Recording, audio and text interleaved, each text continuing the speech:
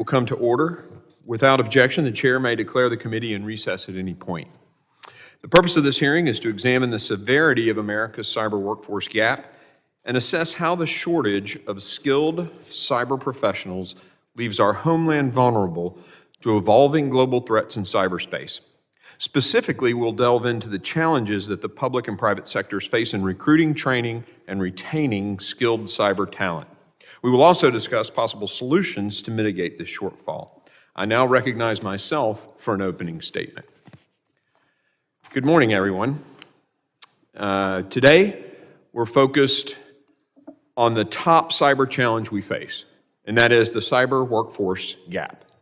This issue has been a top priority for me and other members of this committee since last Congress, and I know it is for many of you in this room as well. There isn't a city or a state in this country not affected by this cyber workforce gap.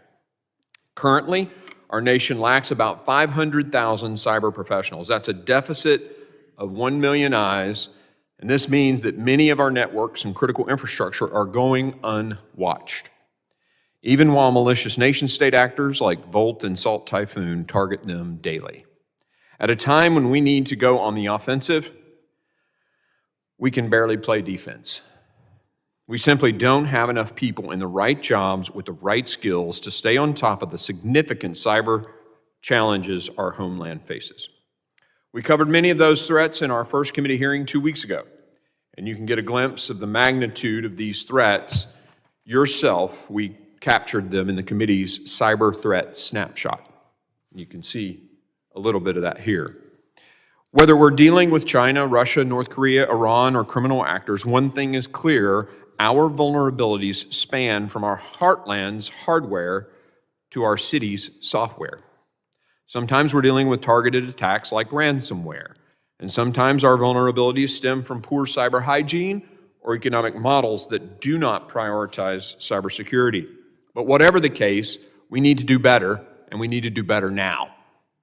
Our nation's security and prosperity depend upon a resilient cyber posture, something that can only be assured by adequately preparing our pipeline of cyber professionals. Over the years, there have been many initiatives to address the cyber workforce gap. Our witnesses here today have been at the forefront of some of those efforts. We applaud those efforts and hope they'll continue. However, it's clear we need a new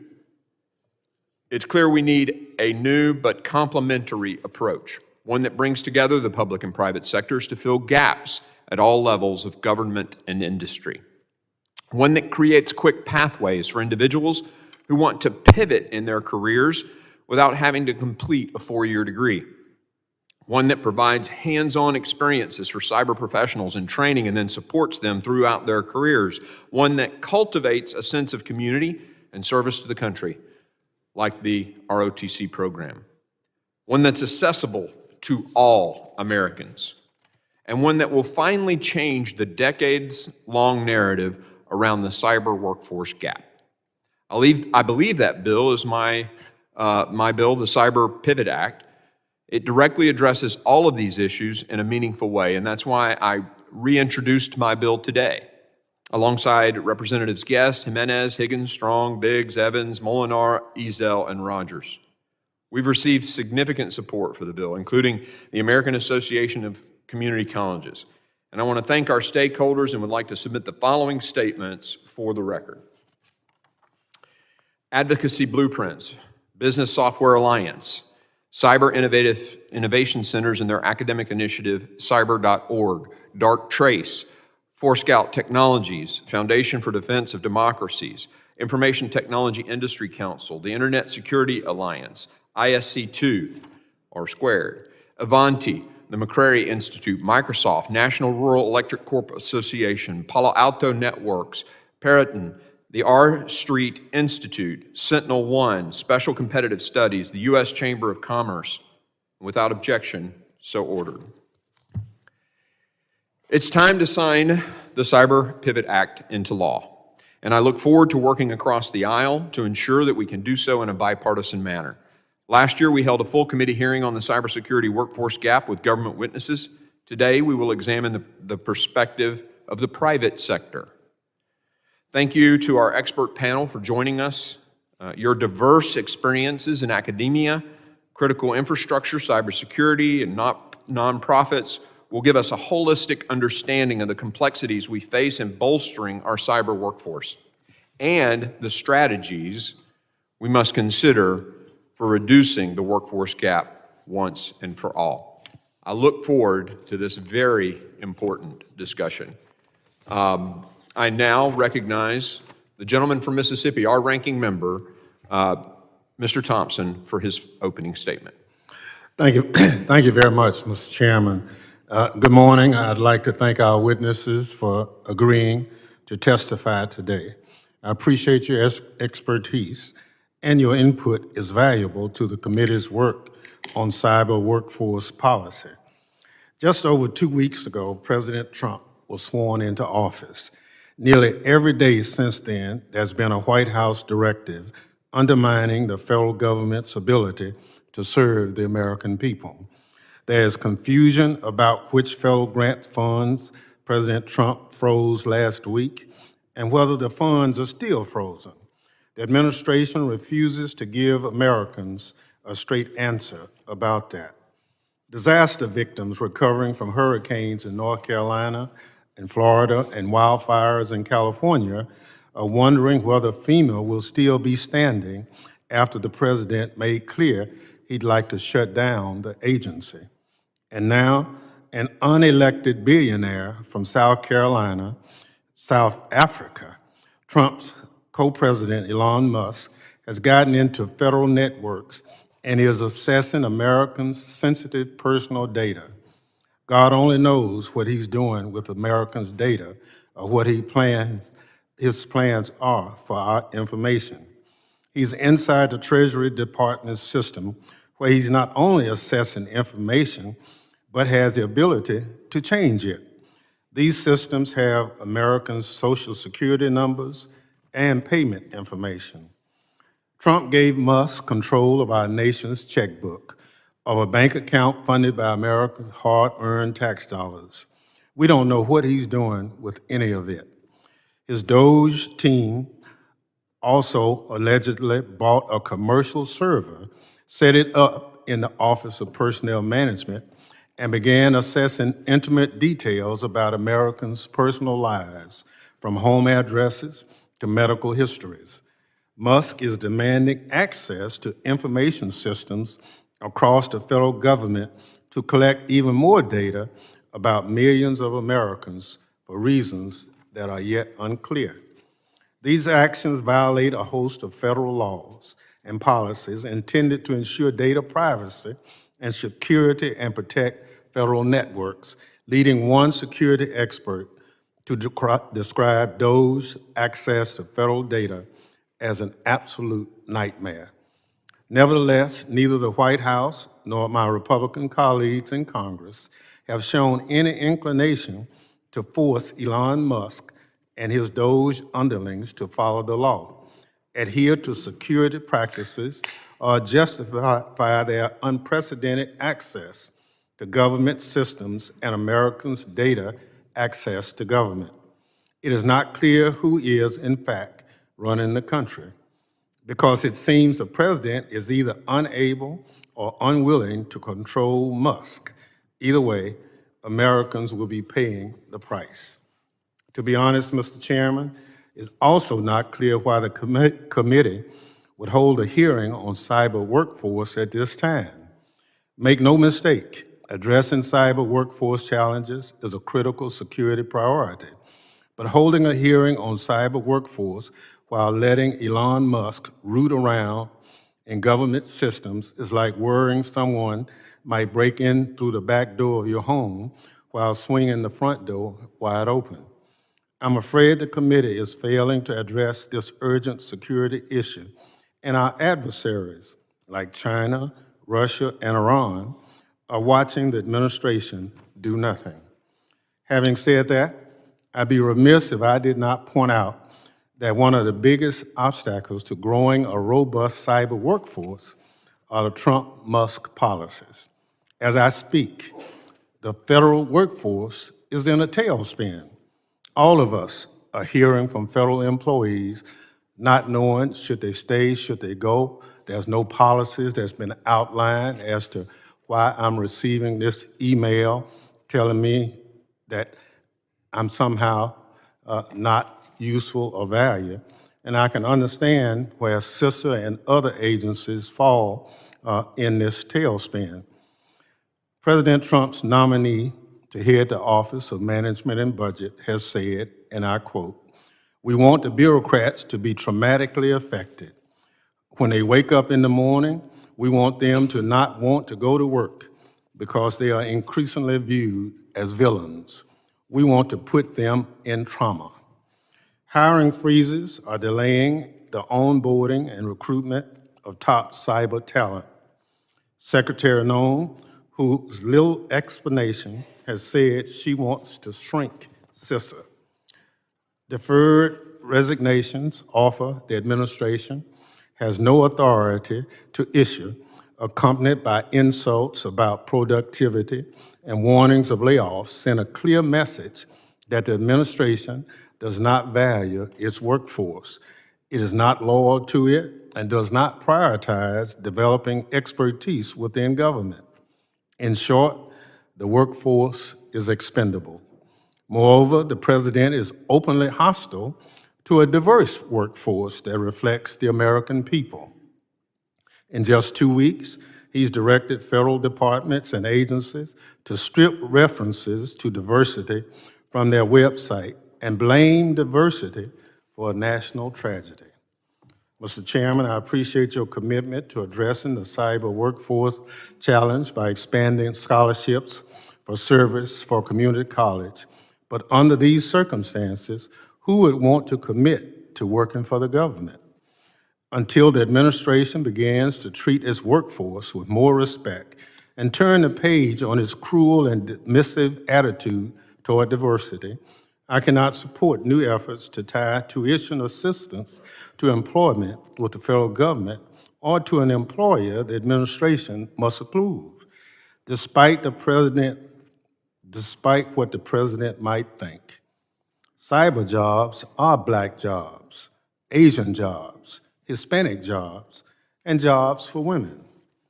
I wish I were more hopeful that the committee will work to correct course on the Trump-Musk policies that are causing chaos and undermining security.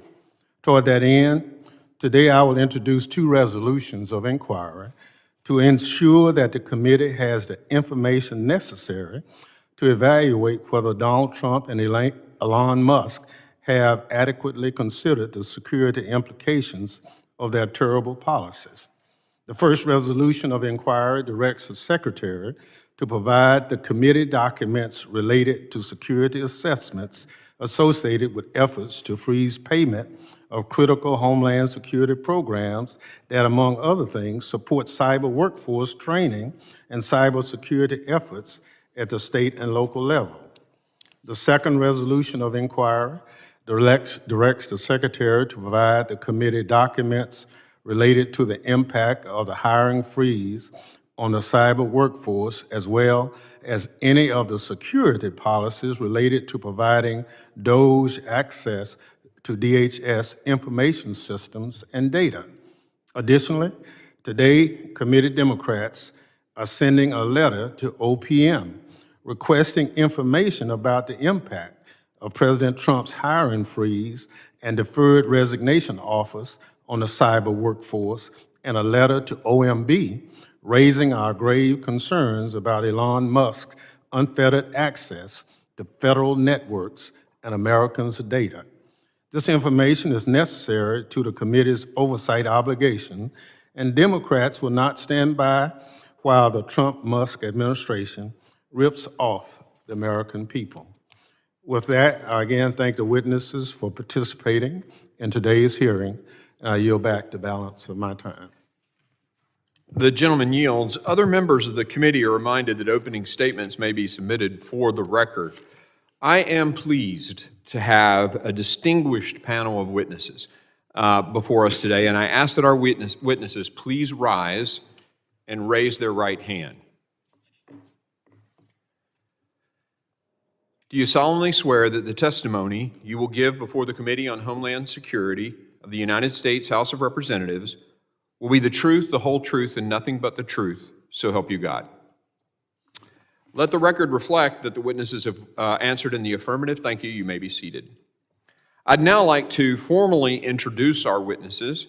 Dr. David Russomanno currently serves as the Executive Vice President for Academic Affairs and is the Provost at the University of Memphis.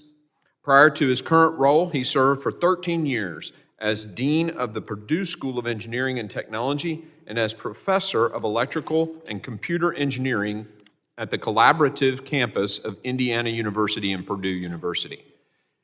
Throughout his career, Dr. Russomanno has spearheaded the growth of numerous initiatives to improve the recruitment, retention, and overall success of STEM students. Mr. Robert Rashotte serves as Vice President of Global Training and Technical Field Enablement at Fortinet, where he is responsible for creating award-winning training and education programs for cybersecurity. He also previously served as the Director of Worldwide Education Services at that organization. Before joining Fortinet, he served as the Director of Global Training and Enablement at Trend Micro, Director of the Canadian Standards Association Learning Institute, and Senior Manager of Training and Certification Programs at Entrust. Mr. Chris Jones. Mr. Jones serves as the President and Chief Executive Officer of Middle Tennessee Electric, as electric cooperative where he spent the past 26 years. Mr. Jones also serves as a board member for United Communications, the Tennessee Electric Cooperative Association, and the Tennessee Chamber. He previously served as chair of the Chamber of Commerce in both Rutherford and Williamson counties as an advisory member of the Tennessee Nuclear Energy Advisory Council. Mr. Max Stier. Mr. Stier serves as President and Chief Executive Officer of the Partnership for Public Service. He previously worked in all three branches of government. Prior to his current role, he served as Deputy General Counsel for Litigation at the Department of Housing and Urban Development. Mr. Stier also previously served as a clerk for the U.S. Supreme Court and U.S. Court of Appeals for the Second Circuit. In addition, he previously worked as Special Litigation Counsel at the Department of Justice and as a staff member in the Office of a United States Representative. I thank the witnesses for being here today, and I now recognize Mr. Russomanno for 5 minutes to summarize his opening statement. Chairman Green, Ranking Member Thompson, and distinguished members of the committee, thank you for the opportunity to appear before you today. I express my gratitude to Chairman Green for your overall leadership on cybersecurity workforce and for introducing the Cyber Pivot Act. My name is David Russomanno. I'm a computer engineer by training and have the privilege of serving as provost at the University of Memphis. The University of Memphis is a Carnegie R1 university, which is a designation meaning we are a high-performing, comprehensive research university. I have devoted a significant portion of my career as an engineering professor, department chair, and dean of engineering and technology to advance STEM education focused on initiatives to grow the student pipeline and produce successful student outcomes aligned with workforce needs. For example, I have served as principal or co-principal investigator on National Science Foundation administered scholarships for STEM and CyberCorps Scholarship for Service projects. Rightly so, prior testimony to this committee has focused on cyber threats to our nation presented by a variety of threat actors. A parallel threat is the loss of human intellectual capital that could be marshaled toward strengthening our cybersecurity workforce. The Cyber Pivot Act is an important contribution toward mitigating these threats by expanding support for students, including those pursuing education and training at two-year community colleges and technical schools. To my knowledge, these institutions are currently only eligible as subawardees of the partnering four-year CyberCorps institutions. There are significant challenges to forming comprehensive cybersecurity readiness, including data that shows many colleges are struggling to align education with workforce needs. For example, a recent American Society for Engineering Education publication referenced a Forbes article by Perna in which he states, quote, "Historically, institutions of higher learning have been slow to pivot their offerings to meet current workforce needs. The inertia is real," end quote. The article also cites a survey in which 85% of recent college graduate respondents state, quote, "I wish my college had better prepared me for the workplace," end quote. In high-demand areas, most notably and critically in cybersecurity, the private sector may prefer to recruit experienced employees from other companies rather than creating entry-level positions and hiring new graduates of post-secondary institutions. Such an approach alone contributes to an unsustainable race for talent rather than developing highly collaborative partnerships with educational institutions and the public sector to grow the talent pipeline at scale and in a sustainable manner. A race for talent scenario may also have unintended consequence of presenting significant barriers to entry to the cybersecurity profession. A service commitment proportional to student sponsorship, as incorporated into CyberCorps and the Pivot Act, serves as an important model for the private sector. The federal government is encouraged to incentivize such a private sector service commitment, especially given the dependence of the U.S., including the U.S. military, on private sector infrastructure maintained with insufficient levels of cyber resilience, as noted by Rear Admiral Montgomery in his recent testimony to this committee. When private companies invest in collaborative education programs, they help the skills gap, easing the financial burden on taxpayers.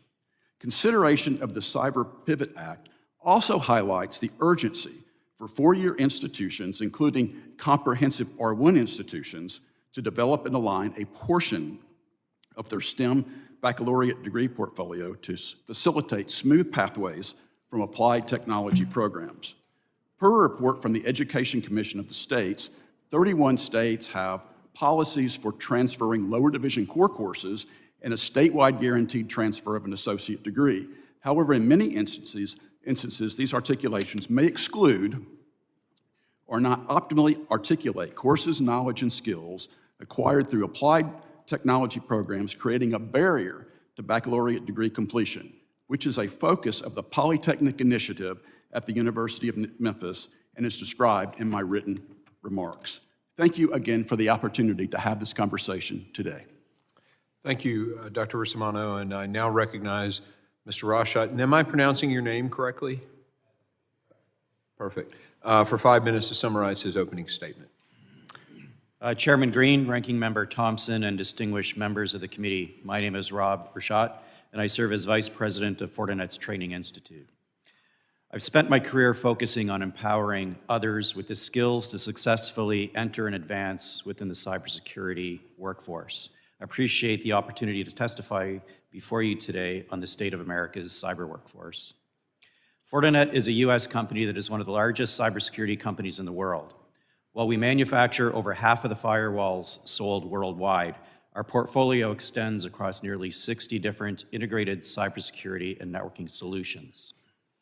This reflects our commitment to innovation as cyber threats continue to evolve. In addition, Fortinet operates an award-winning training institute focusing on making cybersecurity training available to everyone. We believe teamwork across the public and private sector is critical to ensure strong national cyber resilience. A robust and skilled workforce is foundational to this resilience, making today's discussion both about jobs and our national security. The demand for cybersecurity professionals continues to outpace supply, with over 500,000 unfilled positions in the U.S. We annually conduct a skills gap survey, surveying IT and cybersecurity decision makers, with our findings compiled into an annual cybersecurity skills gap report. Our latest research found that 75% of U.S. organizations believe that the workforce gap is escalating cyber threats, and nearly 90% have experienced a breach they attribute in part to lack of cyber skills. While companies are working to recruit and retain talent, more than half struggle to find qualified professionals. The cybersecurity workforce gap has been exacerbated by several interconnected challenges, the most significant challenge being the persistent reliance on traditional four-year degrees as the primary requirement for most roles. We've observed a growing number of technical schools, colleges, and universities launching two-year degree programs that effectively prepare students for a range of cybersecurity roles. Waiting until high school or college, however, to influence career decisions is often too late. Just as kids talk to their parents about becoming doctors or firefighters, we need to ensure that cyber threat hunter, for example, becomes part of that conversation. To help create that spark, Fortinet has developed cybersecurity awareness training for K-12 schools nationwide and has made it available at no cost. The curricula introduces cybersecurity concepts as early as kindergarten. Today, the program operates in 43 states. By engaging students, teachers, and parents, we're sparking interest in cybersecurity careers early. We must also do more to attract existing underutilized talent pools. A key example is military veterans moving into civilian roles. Many veterans possess highly relevant skills that are invaluable to cybersecurity. Our veteran partner organizations, though, often note that their members lack awareness or the confidence in how their military experience translates into cybersecurity careers. We must unlock this wealth of talent that is both capable and well-suited for the field. We must also focus on reskilling and upskilling. Cyber professionals often face high stress and burnout, and many organizations lack clear career progression paths. Strengthening training, mentorship, and career mobility will help grow a sustainable workforce. Industry, academia, and government are making progress, but we must scale our efforts. If enforced, the proposed Cyber Pivot Act would have a positive impact across both the public and private sector, with its emphasis on cybersecurity scholarships for students in partnership with technical schools, colleges, and universities, as well as developing internships and federal job opportunities for graduates. In conclusion, I'm confident that with the right tools, incentives, and partnerships, we can ensure the cyber workforce pipeline is strengthened and that today's workforce gap becomes yesterday's issue.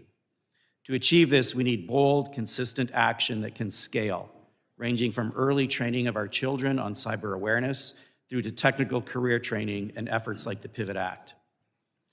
Thank you for the opportunity to be part of today's discussion, and I look forward to your questions. Thank you, Mr. Rashotte. I now recognize Mr. Jones for 5 minutes to summarize his opening statement.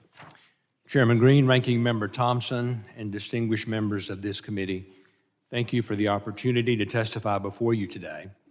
My name is Chris Jones, and I serve as President and CEO of Middle Tennessee Electric.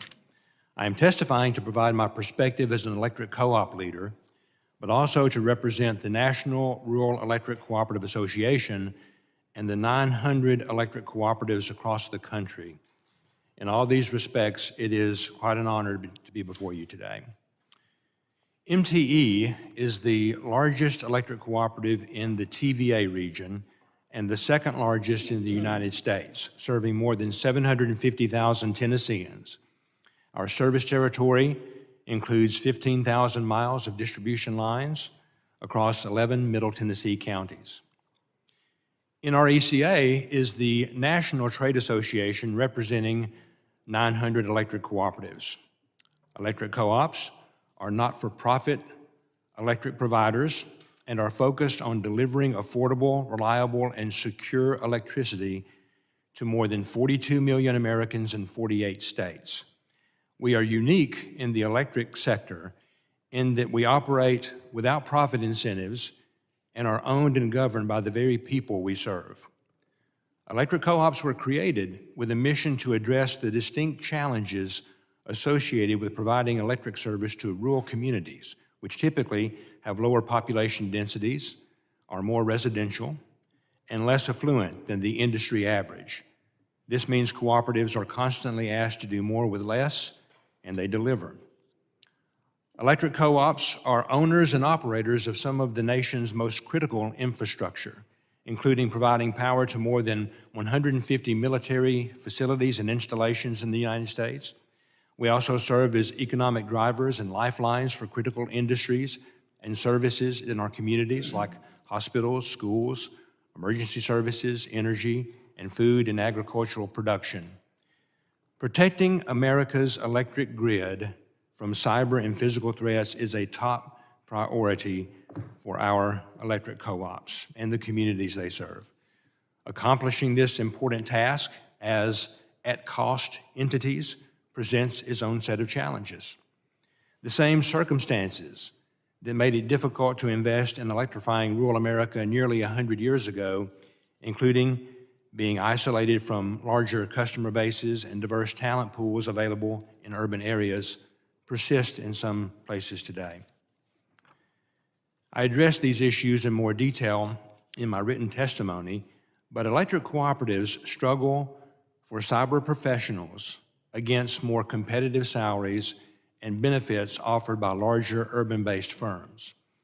It is also often difficult to attract skilled talent to rural areas because of a perceived lack of professional development or career progression opportunities. However, electric co-ops are identifying innovative ways to overcome these obstacles through partnerships and smart investments. I would be remiss if I did not take this opportunity to thank Chairman Green for his leadership with the Cyber Pivot Act to help tackle some of these issues. Electric cooperatives were pleased with the inclusion of language that would extend cybersecurity internship opportunities to critical infrastructure in rural communities.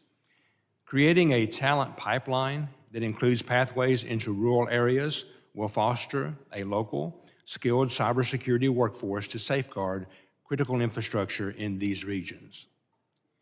We have a saying that if you have met one electric co-op, then you have met exactly one electric co-op. We come in all different shapes and sizes. But many of our challenges share similar themes. MCE is fortunate to not have to wrestle with some of the more intense challenges of the rural cybersecurity workforce issue. However, with my 26 years working for the cooperative, I have seen the lengths MTE has had to go to tackle those issues and can share many challenges that are impacting other co-ops across the broader community. Thank you for this opportunity, and I hope to be helpful, and I look forward to responding to any questions. Thank you, Mr. Jones, for your testimony, and Mr. Stier is now recognized for his 5 minutes of opening statement. Thank you very much, Chairman Green, Ranking Member Thompson, and all the members of the committee, especially for the extraordinary way that you have operated as a committee, bipartisan, focusing on this issue over the long term and being extraordinarily thoughtful. It is, unfortunately, I think, a little unusual and deeply appreciated on such a fundamental issue. We know that it's important when we're thinking about cyber to be focused on the whole picture. That includes, obviously, the private sector as well as the public sector. My focus will be on the public sector. I think one important difference in today's world is that our government is no longer the market maker, it's a market participant. And so that relationship between the private sector and the public sector has changed, and it's fundamental to think about what that interrelationship actually needs to be. In the public sector, we have made progress, but the truth of the matter is the gaps remain. It's extraordinary that GAO in 1997 identified information security as an item on their high-risk list. It's still there. Human capital issues since 2001. I think this committee should be asking the question, we're making progress, but what more do we really need to do to change the circumstances? Because the incremental change we're seeing so far, frankly, isn't good enough. I'm going to offer 3 categories of opportunities for improvement, beginning with reforming the broader system. And we often in the federal government operate way too much in the vertical. When you're thinking about something like cyber, it should be a holistic approach. We need to be looking at, frankly, strategic human capital management across the board, looking at it as one government and integrating the efforts so we have information from all agencies. We know there's a 2,000-person gap in the cyber workforce at DHS, but frankly, we don't really know what the full picture is. So understanding it from a comprehensive view is fundamental here. Secondly, we need to focus on implementation of things you've already done. In particular, the Bipartisan Chance to Compete Act, the notion that we should be focused on skills-based hiring is a fundamental one, especially in the cyber area. Getting that implemented effectively so it actually is making a real difference is going to take work, oversight, and continued follow-up from this committee. And third, very important, we need to look at the pay system. It's nuts. We have a pay system in the federal government that was designed in 1949, and that's basically how we pay federal employees. That is when the federal workforce was almost exclusively clerical, and now it's professional. The world has changed, our government has not kept up, and frankly, we need to change that. And the pay system is a very, very prominent place in which that needs to be done. Secondly, we need to go for big swings. And partly I mentioned earlier about strategic human capital and doing that holistically. We need to see cyber more broadly managed as a government-wide asset, not agency by agency. There's enormous efficiencies that can be generated by that. We need to improve the entry pipeline. Mr. Chairman, the Pivot Act, I think, is fundamental. You forgot one thing when you mentioned the different agency or organizations that were endorsing your legislation. Please include the Partnership for Public Service. Going forward, we've been supporting this notion, in essence, of an ROTC-like program for decades. It is such smart things. We shouldn't build separate institutions. We should use the institutions that already exist. And third, we need to look at development of mid-career and senior talent. And on that front, one of the things we need to think about with the public sector workforce is more exchanges between the public sector and the private sector. There's too much insulation between those, and frankly, it's not only the knowledge that needs to be shared, but they need to understand how the different entities work, and you do that by working in different entities. So having more flow of talent, I think, is going to be fundamental. The third piece that I'm going to flag here, and this is the one that I think is going to be the most challenging, and that is just bluntly, we need to stop the harm that is taking place right now. There is truly real damage being done to the federal workforce, specifically the cyber workforce, and the list is long in terms of the hiring freeze, the push for people to resign, the collection of information about probationary employees. And the best way I can capture this is to read 2 paragraphs of an email that I received last night from a student in the Cyber Corps Scholarship Program. She writes, "The Cyber Corps Scholarship for Service Program provides educational funding for students in cybersecurity exchange for working in the federal government after graduation. This scholarship has been vital to my career and academic journey. Without the funding, I would have been unable to attend graduate school, and I was thrilled by the opportunity to work in public service upon graduation. It has been a goal of mine for some time to join the federal workforce, and this program seemed like the perfect opportunity. In recent weeks, I've had job offers rescinded and opportunities paused until the hiring freeze is over. The executive actions have led to significant uncertainties for me and my Cyber Corps classmates. Students who face tremendous pressure to find a government job or risk owing the government over $170,000. I urge you to speak with the panel about the importance of ensuring the hiring freeze, national security exemptions apply to all cybersecurity jobs in the U.S. government." Getting this, I felt an obligation to share it. Thank you so much and look forward to the conversation. Thank you, Mr. Stier. And members will be recognized by order of seniority for their 5 minutes of questioning. I want to remind everyone to please keep their questioning to 5 minutes. An additional round of questionings may be called after all members have been recognized. I now recognize myself for 5 minutes of questioning. First, I want to thank the witnesses for their support of the Pivot Act. I do think, obviously, it's the right way to go about solving this issue, and having served in the military and seen how the ROTC program not only benefits the military, but then serves the nation as those individuals get a college degree and expertise, and then they leave the force and go out and serve the country, working for companies and government offices elsewhere. That it really, I think whoever created that, it's the legacy for the nation. The GI Bill is an excellent example. Women came home from military service and left the military and had a degree paid for, and then went on to serve the country. So thank you for all of you for your kind words about that. Obviously, this 500,000, and I've heard numbers ranging from 500,000 to 700,000. But it's a really big number. It's our greatest cybersecurity threat, without a doubt. When we look at the issues that create the risk, this is our number one risk. If we don't have the right people in the right place defending our networks, we're going to lose. Let me ask really a question for all of the witnesses. How has this cyber workforce gap affected your organizations?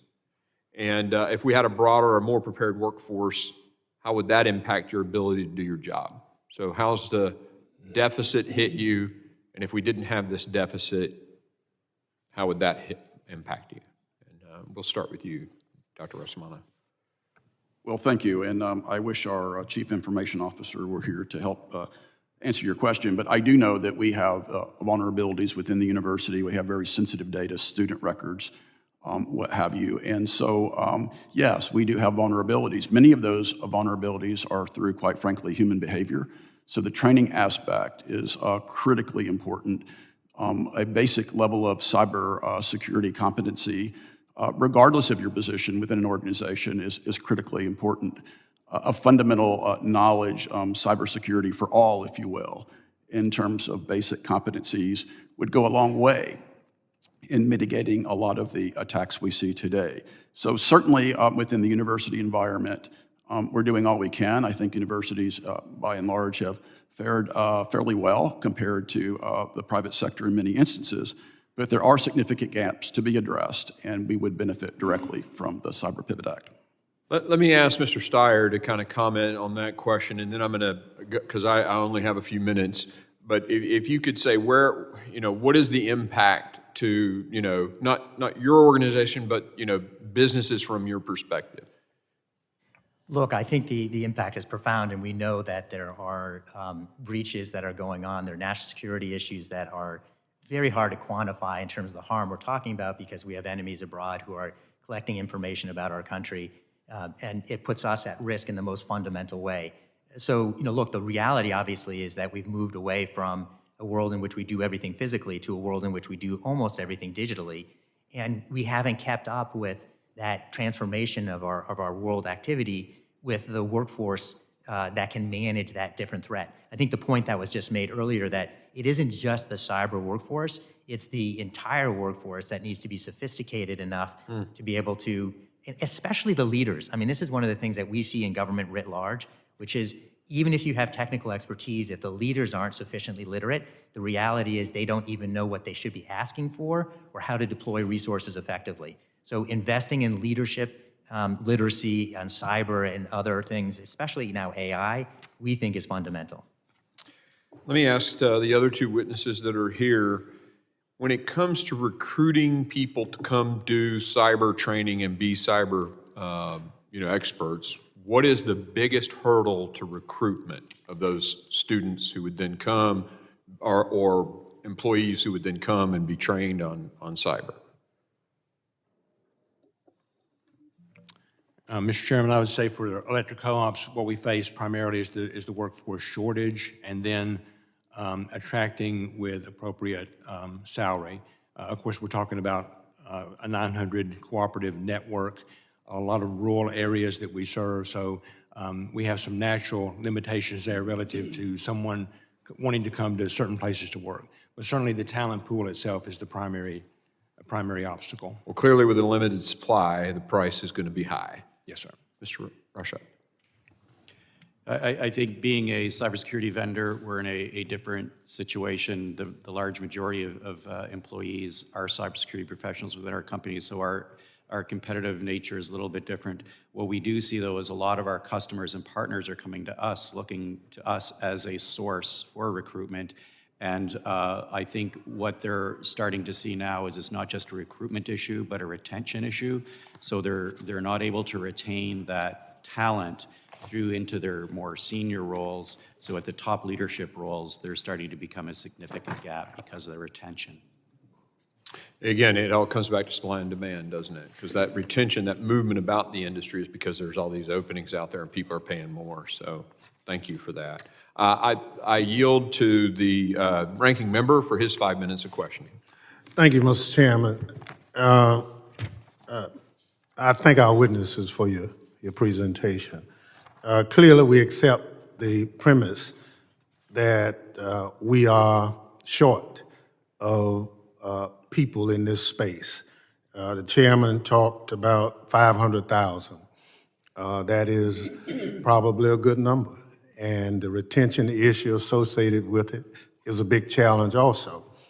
But Mr. Stier, you raised some questions on the government side that I think we need to burrow down on. We have, for the last 2 weeks, been under significant pressure as a government and our employees are being told that there's a hiring freeze, you gotta go home. And how does and I guess the question would be, how does the impact on hiring freezes have on the ability of federal agencies to do their job? I'll do that first, and then I'll go to the other part. Congressman, I think that the answer is very clear. I read you the email from the student in the scholarship program, CyberCore scholarship program. The reality, I mean, we all have organizations that we're running. Our most important asset are our people, and creating environments that enable them to perform at their very best is essential to our jobs as leaders in our organizations. And when you create an atmosphere, frankly, of fear, you're diminishing your capacity to perform. So whatever else one might say, it's not the way to run an organization. When we're talking about cybersecurity, which obviously has such a fundamental national security and broad impact on our society, it's dangerous. And so whether it's the hiring freeze or some of the other actions that are taking place, there's plenty of ways to improve our government. We need to actually engage in a massive reform of our government. The things we're seeing right now are taking us the wrong way. Well, and I appreciate your comment. So even a temporary pause can be disrupted. Can you talk about that temporary pause and delay as it relates to slowing the hiring process? Well, look, I think that the reality is many new administrations coming in actually engage in some kind of hiring freeze. So I think, to me, it's the broader picture that we need to be looking at right now. We already have a hiring system in the federal government that is not just ridiculously slow, and that's a big problem, but even more important is that it doesn't often identify the best talent or really operate in a strategic fashion. So you don't actually have subject matter experts owning the hiring process. It's often the HR professionals who don't really know what they should even be looking for. So there is fundamental need to reform the hiring process. When you do a hiring freeze, you layer on top of what is already not working well and a whole nother set of problems, not only with those people who are already in the pipeline, but frankly, in your ability to attract people from the outside who are looking at the hiring freeze and saying, how can I go there? There's no opportunity for me there. So it is enormously disruptive. We do need to think about the brand of the federal government as a hiring employer, and that needs a lot of work, because right now it is not presenting itself in a way that is most attractive to the talent that we need in our government to serve us better. Thank you. Right now, there's one individual who's 19 years old, working for DOJ, who has access to all our information, employee information. Can you just tell us, how do you protect in your own company employees' social security numbers and other information? We'll start, Dr. Russomanno. Sure. What you've described is, one of the chief responsibilities of our chief information officer. Of course, we have obligations around FERPA and student records. So I know that we do all we can to adopt the latest technology to ensure the safety and security of our student records. Moreover, we do, as a research R1 university, we do a lot of research, a lot of intellectual capital, intellectual property, and what have you. So once again, our chief information officer and our IT organization, I think they do a stellar job in terms of protecting our assets, given really very lean organization. So we have been very fortunate, quite frankly, that we had not had significant issues with respect to breaches. Well, my time is out, but I think you've made my point, is just anybody doesn't have access to that kind of information. You have a defined process that's closed, and that's it. That's how you protect your employees as well as your organization. Thank you. I yield back. Gentleman yields. I now recognize the Chairman Emeritus of the committee, my friend from Texas, Mr. McCall. No, thank you, Mr. Chairman. A very important issue. I think STEM education, I know this is not in the jurisdiction of this committee, is also very important. In 2014, the ranking member and I introduced a Cyber Corps Scholarship for Service program. Since that time, we've had $600 million in funding, 5,000 scholarships, 3 to 4 year work requirements. First of all, Dr. Russomanno, I apologize, and Mr. Stier, could you touch on the success of the program and what needs to be done to enhance it? In addition, how will the Pivot Act complement those efforts? Well, thank you, Congressman McCall, for that question. As I said in my opening remarks, I've had the opportunity to be part of Cyber Corps at 2 different universities and have seen the impact. Both universities were urban serving, drawing, serving students from a variety of backgrounds. One of the real strengths of Cyber Corps is the internship component, the career fairs. The national career fairs in DC are a wonderful opportunity for students to network, to learn more about the various federal agencies where cybersecurity is, of course, a very important aspect. And so that internship opportunity has really been important. Now, in terms of improving that, I think more distribution of those types of fairs across the nation would be critically important. If you look at urban serving universities, many times students may be reluctant to leave their immediate geographic area. There could be family dependencies and so on that first generation student. So I think having opportunities distributed throughout the nation, many of those jobs are concentrated in the DC area. I believe that would be a great opportunity, and maybe working additionally with the private sector with regard to incentives to provide further distribution and penetration across the U.S. We heard about rural serving areas as well. So I think that could be an opportunity to further penetrate the great benefits of Cyber Corps across our nation. And Mr. Stier? Well, first of all, thank you for creating the program. It's done a lot of good, and thank you for looking to how to make it better, because we obviously get to do that always. My thought would be to really think about career pathing. I think one of the real challenges is you may get entry talent coming in, but how do you retain them? Can you create something that might be an add-on to the program that provides a private sector placement so that they're getting both the private sector and the public sector experience, with the expectation that they'll take that private sector experience and return to the government as a way of, again, bringing best practice from the private sector into the government? We need to see more of that flow back and forth, as I mentioned earlier. And I think if you think of this as a longer-term pathway, that will be very important. And then the last thing I would say, to your back point, I think the Pivot Act is an improvement. We need to scale. We're talking about such a huge problem. If we don't scale, it's a good thing, but it's not meeting the need. Yeah, I think marking up and passing the Pivot Act will help, I think, complement the success of the Cyber Corps program. The role of the Guard, I visited my guardsmen at Camp Mabry in Austin, and they have tech jobs in the daytime, and they're weekend warriors in the cyber command, on the weekends. I see that as a great enhancement to our both federal workforce, but also with the state as well. My governor just created a Texas Cyber Command in San Antonio, where the Air Force has its cyber command. And I see that federal-state partnership really enhancing that, I think, is very helpful when the states get engaged in this and not just relying on the federal government. Do you have any thoughts on that? Well, I would say, once again, Cyber Corps and the Pivot Act, with that service component, is a great model.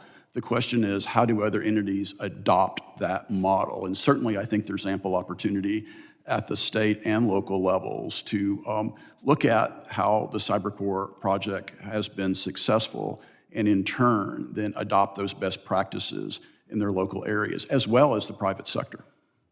I think, Mr. Russomanno, you mentioned the role of veterans, too. I mean, they have a skill set that they may not be aware of. The private sector or state or federal service could, enhance their careers beyond the military. And I think that's an area we need to enhance and look at as well. And then finally, on the exemption issue, I just want to close by saying that it's my understanding that CISA and the DoD are exempted from the executive order. So for your student who may be worried about this, that's good for them to know. Also, the national security and public safety exemption to the executive order as well. And with that, I yield back. The gentleman yields. I now recognize Mr. Correa Mr. for Chairman, his 5 minutes of questioning. Good to see you. thank you very much. May I respectfully have 10 minutes? Well, you know how I do this, so ask your question. 7 minutes, you got a deal. Thank you, Mr. Chairman. Want to thank our witnesses for being here today, this most important issue that we've dealt with in Homeland Security for a number of years now. We all read about those big hacking situations, Colonial Pipeline. What we don't read about are those victims, big and small, that actually pay the ransom and continue to remain quiet. You also don't read about folks back home on Main Street, my Main Street, small businesses getting hacked, losing information, not paying the ransom, and getting hit hard. Number one, by those people that hacked them, and then number two, with a lawsuit. The loss in economic value is high. Gentlemen, all of you had some great information here today. And my question would be as follows. We're losing personnel. It's hard to recruit individuals to go into the sector, not only because it's STEM, but because of the pay. The private sector will always pay more than the public sector. Yet I look at government, the FBI, the CIA, other government agencies that are active in this area in critical ways. How do they compete with the private sector? How do they recruit to get people to go into those jobs? And I think we've had this discussion here in this committee as well. And I think at the end of the day, these young men and women that join the ranks of the public sector are really patriots. They want to do it because they love this country. They want to do it because they want to do the right thing. And right now, we pick up the newspapers. We have an FBI hiring freeze.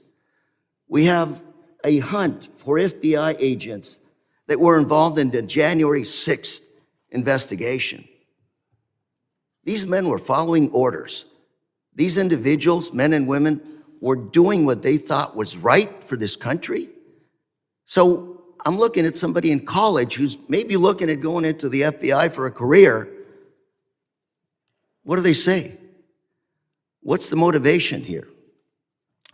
Just as I was walking over here, picked up a report that says CIA offers buyouts to workforce, similar to those proposed through other government agencies, except for those that are in sensitive areas. Well, the rookies coming into the CIA like FBI got to learn the business. And cyber is one of those that you don't walk in and say, aha, I got it. I got a 4-year degree or 2-year technical degree. You have to be there for a number of years. So I'm going to ask each one of you very quickly, how does this hurt our country's recruitment when you have across the board federal agencies asking their workers to actually resign or take early buyout offers? Mr. Russomanno. I only have a minute and a half, so if you could be brief. Thank you, Congressman Correa. I would say, our focus really is on providing opportunities for students. And, respectfully. Okay, got you. Mr. Jones, how about you? Mr. Congressman, I would say that when I think about electric co-ops and the opportunities we provide, I would say that there's virtue in service, and that is an attractor that we have. And when we have people that come to work for us, maybe they're not making the most money, but the virtue Do you have a of service. steady job? Yes, You sir. know what you're doing for the public, for the community, and that's what it's about. So if you get a buyout offer saying you got to leave, how does that affect your recruiting? Well, certainly it would impact it, sir. But as far as all the particulars and Mr. Rashotte. I think you're right in that the majority of people that are in cybersecurity roles are doing it because they love it and creating an environment for those people to thrive and providing them as much education as we can through free education. And uncertainty causes what? Mr. Stier. Of course it hurts. It's an obvious proposition. I think that important to focus on that this is a purpose-driven workforce. It is what enables you to recruit people even if you're not going to make as much money. We do need to change the pay scale. It's worth noting as well that 1/3 of federal employees are veterans, and it's because they care. They serve the country in their uniform and they want to serve their country as civil servants. Thank you, Mr. Chairman. I'm out of time. Gentleman yields. I now recognize the former chairman of the Border Subcommittee, the gentleman from Louisiana, Mr. Higgins, for 5 minutes of questions. Thank you, Mr. Chairman. In the last Congress, I posed a question to this committee, and we discussed the nature of the workforce is what we're here to talk about today, and the historical comparisons of workforce participation as a concerning trend, but perhaps offers us an opportunity as it relates to the cyber realm and our workforce requirements to address emerging threats to our country, and how can we draw upon the available workforce. We discussed how to prepare and recruit America's cyber workforce, and I remarked upon a documented phenomenon of America's so-called disconnected generation. Just a few stats: the current labor force participation rate among Gen Z, ages 20 to 24, 71%. That's roughly 4% lower than the millennial generation and 6 percentage points lower than the preceding generation when they were in the same age range. And this is, to me, my perspective is this is a sweet spot that perhaps in our workforce we should focus on. And specifically, according to a recent study among Gen Z, a staggering 73% of those young Americans report feeling constantly alone. And as it relates to the disconnect from the labor force, perhaps there are several factors that contribute to that, but let's talk about the conceptual nature of this field, the cyber field. The cyber battlefield is vast but unseen, and the call to man our cyber defenses, while critical, it lands differently than, say, a call to serve in uniform or on the front lines in the traditional historical perspective, like public or military service. So how do we bridge this gap, and how do we access this vast workforce that is available of young Americans that are not engaged? And I'd like to submit for the record, Mr. Chairman, a RAND Corporation report entitled How to Analyze the Cyber Threat from Drones. I seek unanimous consent to offer, Mr. Chairman. Without objection. Thank you. This report touches on the things we're discussing and how we can connect our relevant fields, gentlemen, to this workforce. And I ask you, Mr. Russomanno and Mr. Rashotte, how are you adjusting your particular intersections with the cyber realm to make cybersecurity attractive to this generation that's available? Mr. Russomanno? Thank you, Congressman Higgins, for that question. With respect to Gen Z, I think it's very important to message early on, and glad to hear about these early K through 12 initiatives, is how vast the cybersecurity field is. Many times folks think about computer science, engineering, these disciplines that have tremendous prerequisite chains, a mathematical foundation, basic science foundation. Those are wonderful programs. Our nation needs those programs to advance the state of the art. but there's ample opportunities to apply the state-of-the-art, and I don't believe we're articulating those opportunities broadly enough to Gen Z. So at the University of Memphis, for example, we have the Polytechnic Initiative that's really looking at expanding our cybersecurity degree portfolio to better align with community college and other training programs. Are you seeing an engagement from these young Americans where they appear there's some heightened awareness of the cybersecurity field and they're attracted to that? Are we recruiting these young Americans through that program? I believe so. The real challenge is for these students to see themselves in these careers, because oftentimes they may think of the barrier in terms of the mathematical preparation, basic sciences preparation. So really that focus on that applied practice, which I think the pivot bill in particular is addressing to expand the workforce to community college and technical school opportunities. Thank you. And my time has expired, but Mr. Chairman, could Mr. Rashotte briefly respond to the same question? How is he helping the workforce see their way into the cybersecurity realm? Yeah, I think the public-private partnerships are critical, and from a roles perspective, I think cybersecurity roles can sometimes be quite nebulous. So someone going into education to become in a cybersecurity career, what does that career look like? What is the actual role? So we're taking a lot of emphasis around working with organizations to try to define those roles. What is a SecOps analyst, for example? Working with organizations like NIST with the NICE career paths and trying to map. We've actually mapped our entire catalog of cybersecurity training courses to the NICE pathways to try to make that more well-defined. We're also working with hundreds of academic institutions to integrate our enterprise certifications into academic programs to make it more relevant, more hands-on. Thank you, sir. Thank you, Mr. Chairman, for the indulgence. I yield. Absolutely. The gentleman yields, and I now recognize the doctor, Congressman Thanadar from Michigan, for his 5 minutes questioning. Thank you, Chairman Dr. Green, and Ranking Member Thompson. Thank you for having this hearing, and I thank the witnesses to be here and appreciate their expertise and comments. Look, in the first week in office, President Trump illegally fired 17 inspectors general, the independent watchdogs responsible for providing critical oversight of federal agencies.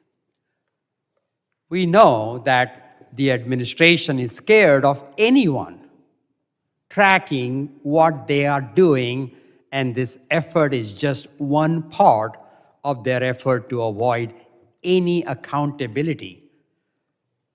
IGs play a critical role in rooting out waste, fraud, and abuse, and help protect employee whistleblowers, and purging them reflects a hope in the Trump administration that nobody will check their abuse of power. Mr. Stier, why are independent inspector general so important, and what will be the impact of this most recent purge? So the inspector generals are, I think, a innovation in our governance, in our system that came out in 1978 with the response to some of the choices that were made by President Nixon that looked to exceed his presidential authority. Congress acted to create the IGs as a way of making sure that there was eyes and ears inside agencies to address waste, fraud, and abuse issues as you've described. I'm going to try to bring this back to the cyber issue, if you don't mind. I would just say that one of the issues that they have focused on has been this question of cybersecurity and agencies. I think it's important in terms of the system that we're talking about here that IGs, while they are political appointees, they're nonpartisan political appointees. They're intended to extend beyond a single term or administration because the intent is to make sure that you have somebody who has the expertise and, frankly, the independence to ensure that you all in Congress are getting the information that you need to be able to do the oversight that is required, as well as the agency leadership as well. So it is disturbing to see wholesale firings of IGs. It's actually something that I think will diminish the capacity of our government to perform well and for you to do your jobs well. Thank you so much. I want to change the focus a little bit. I want to look at this shortage of technology people. I mean, we currently are under threat for cyber attacks. Many of our agencies, many of our organizations are under attack. While we're talking about long-range plans in terms of academic training and four-year college programs, weekend programs, but this needs to be a two-pronged approach. What are we going to do today, now, to protect our institutions? And then what are we going to do in the future to be able to recruit the people that we need? Now, I ran small technology businesses. Hiring technical skilled people is always a challenge. And we are always competing internally, not only in the private sector. So we need to be, what kind of a employer federal government is, and what recent changes that have been done in terms of the cuts. What does that do to the morale of existing employees, federal employees, and those who want to be into the federal government because of patriotic reasons, because of their love for this country? What are we doing to attract people? And are we a good employer? And are we also looking at the anti-immigrant bias with the current administration? There's a lot of cybersecurity personnel trained outside of United States. And what are we doing to make sure that we're able to hire them and attract them and compete while Canada and Australia and others are also competing for the same talent? Any thoughts? Maybe Dr. Russomanno, if you can comment on that. Sure. No, your point's well taken in terms of the here and now. And some of the things that we're really focusing on is reaching down to the high schools, creating dual enrollment curricula to provide not only the competencies around cybersecurity, but exposure to the career, to get excitement, right, to help build that pipeline in the high schools and developing that talent that can then hopefully matriculate to the academic programs, whether they're a community college, technical school, or a four-year institution. So really developing that comprehensive pipeline that's not a bumpy road, but a smooth road with roadside assistance. That's what we're focused on. Thank you so much, and thank you, Chairman, for this extra 38 seconds.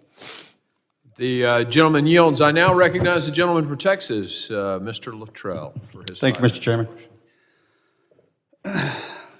Mr. Rashotte, does your program, you said that you're across the continental United States. So I come from a very rural district, and there's an appetite, and they're very hungry for everything, if you will.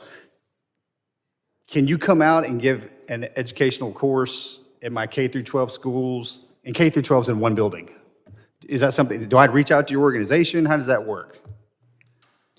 Yeah, thanks for the question. We absolutely, we've made our entire curriculum, our entire catalog of cybersecurity training available in a multiple modes so that we can address these types of challenges. We've actually hired a team of K-12 educators within Fortinet to develop K-12 education for teachers. And we just unload the software and... Absolutely. Okay, yes. that's beautiful. The bad part about it is I've been up here for 2 years and some change, and I didn't even know you guys existed. Therein lies the problem. Because we've chatted about, we want to recruit out of the military, which I think is a fabulous idea. Mr. Jones, you're out in the rural areas. A lot of folks don't want to live out in the country like we do. And if we offer these job opportunities and we talk about pay, and which is a challenge, it always is. But the hard part about bringing experienced expertise into the military, the private sector is going to come in and snatch them and pay them 3 times as much as we can federally. And so there's the problems, one of the very many problem sets, if you will. Mr. Stier, you laid out, job well done. I love the way you laid everything out because we need to hear that here. You all are the subject matter experts. My first question is, there's no portal, there's no enclave of information where the mass, either whether it's in the universities, Mr. Russomanno, you and I spoke about that. I have a university in my district that is eagerly trying to put together an academic profile or degree plan for cybersecurity. So those folks downstream, whether it's at the federal or private, have or can communicate with the universities like, hey, here's where we are in 2025. This is the expectation that we have, and this is where we need our men and women to be once they graduate, and then we'll take it from there. That's where I need traction. I need you all, however this is going to work. So my question is there an existing department, whether or not it's CISA or federal, and if it's DOD and CISA together, where can something live that universities, private sector can go, as well as lower academics can go and converge these two problems? Mr. Russomanno, you got something for him, sir? Yes, I mean, I would, a lot of our experience is working with the National Science Foundation. That makes for me, it's comes to mind as a facilitator to bring together institutions toward shared goals. For example, we'd love to partner and work with, universities in your district. We're working on a national model. We welcome other partner institutions. Is it actually that easy for me to tell Willis High School to reach out to the National Science Academies and say, hey, look, there you go? Well, I think it starts with partnerships among like-minded institutions, working together, and then influencing potential calls for proposals from the National Science Foundation to address shared goals as one approach. Okay, I hate to, sometimes doing a lot of work is something a lot of people don't want to do. I'm trying to ease the movement, if you will. Mr. Rashotte, you got anything on that for me?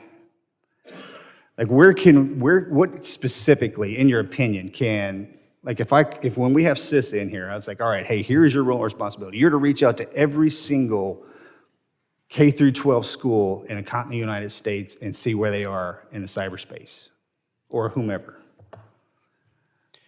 It's something that we've done a lot of work with at the state level with different, where we have our K-12 program operating in 43 different states now, and that has primarily been an effort through state and local government. But it has been quite successful, and I think we can continue pushing that. Okay, I'll ask this, because I'm going to reach out to every single one of you. Just, if you will, I don't care if you throw it at the wall or put it on a whiteboard. In the military, we have mission success, and we work our way back to the starting line. And how do we get there? What's the most streamlined process? Who we taking, and where are our contingency plans at? That's something that we thrive on in here, because inevitably it's going to come up to either legislation or dollar bills.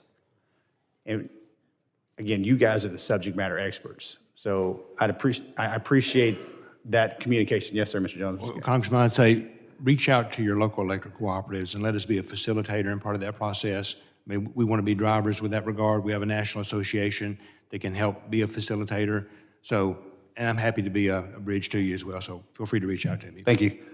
Mr. Chairman, I yield back, sir. Thank you.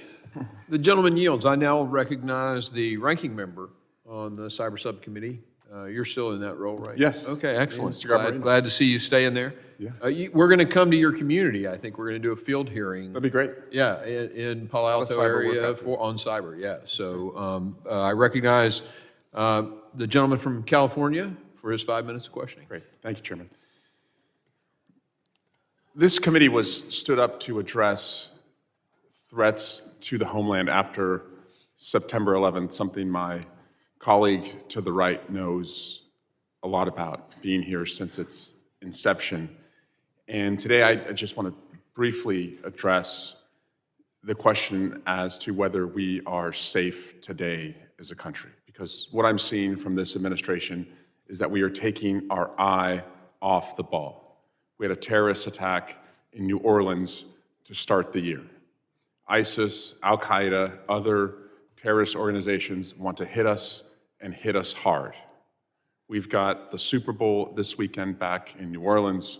We have the World Cup in 2026, and we have the Olympics in 2028 in the United States. There are a lot of prime national security targets.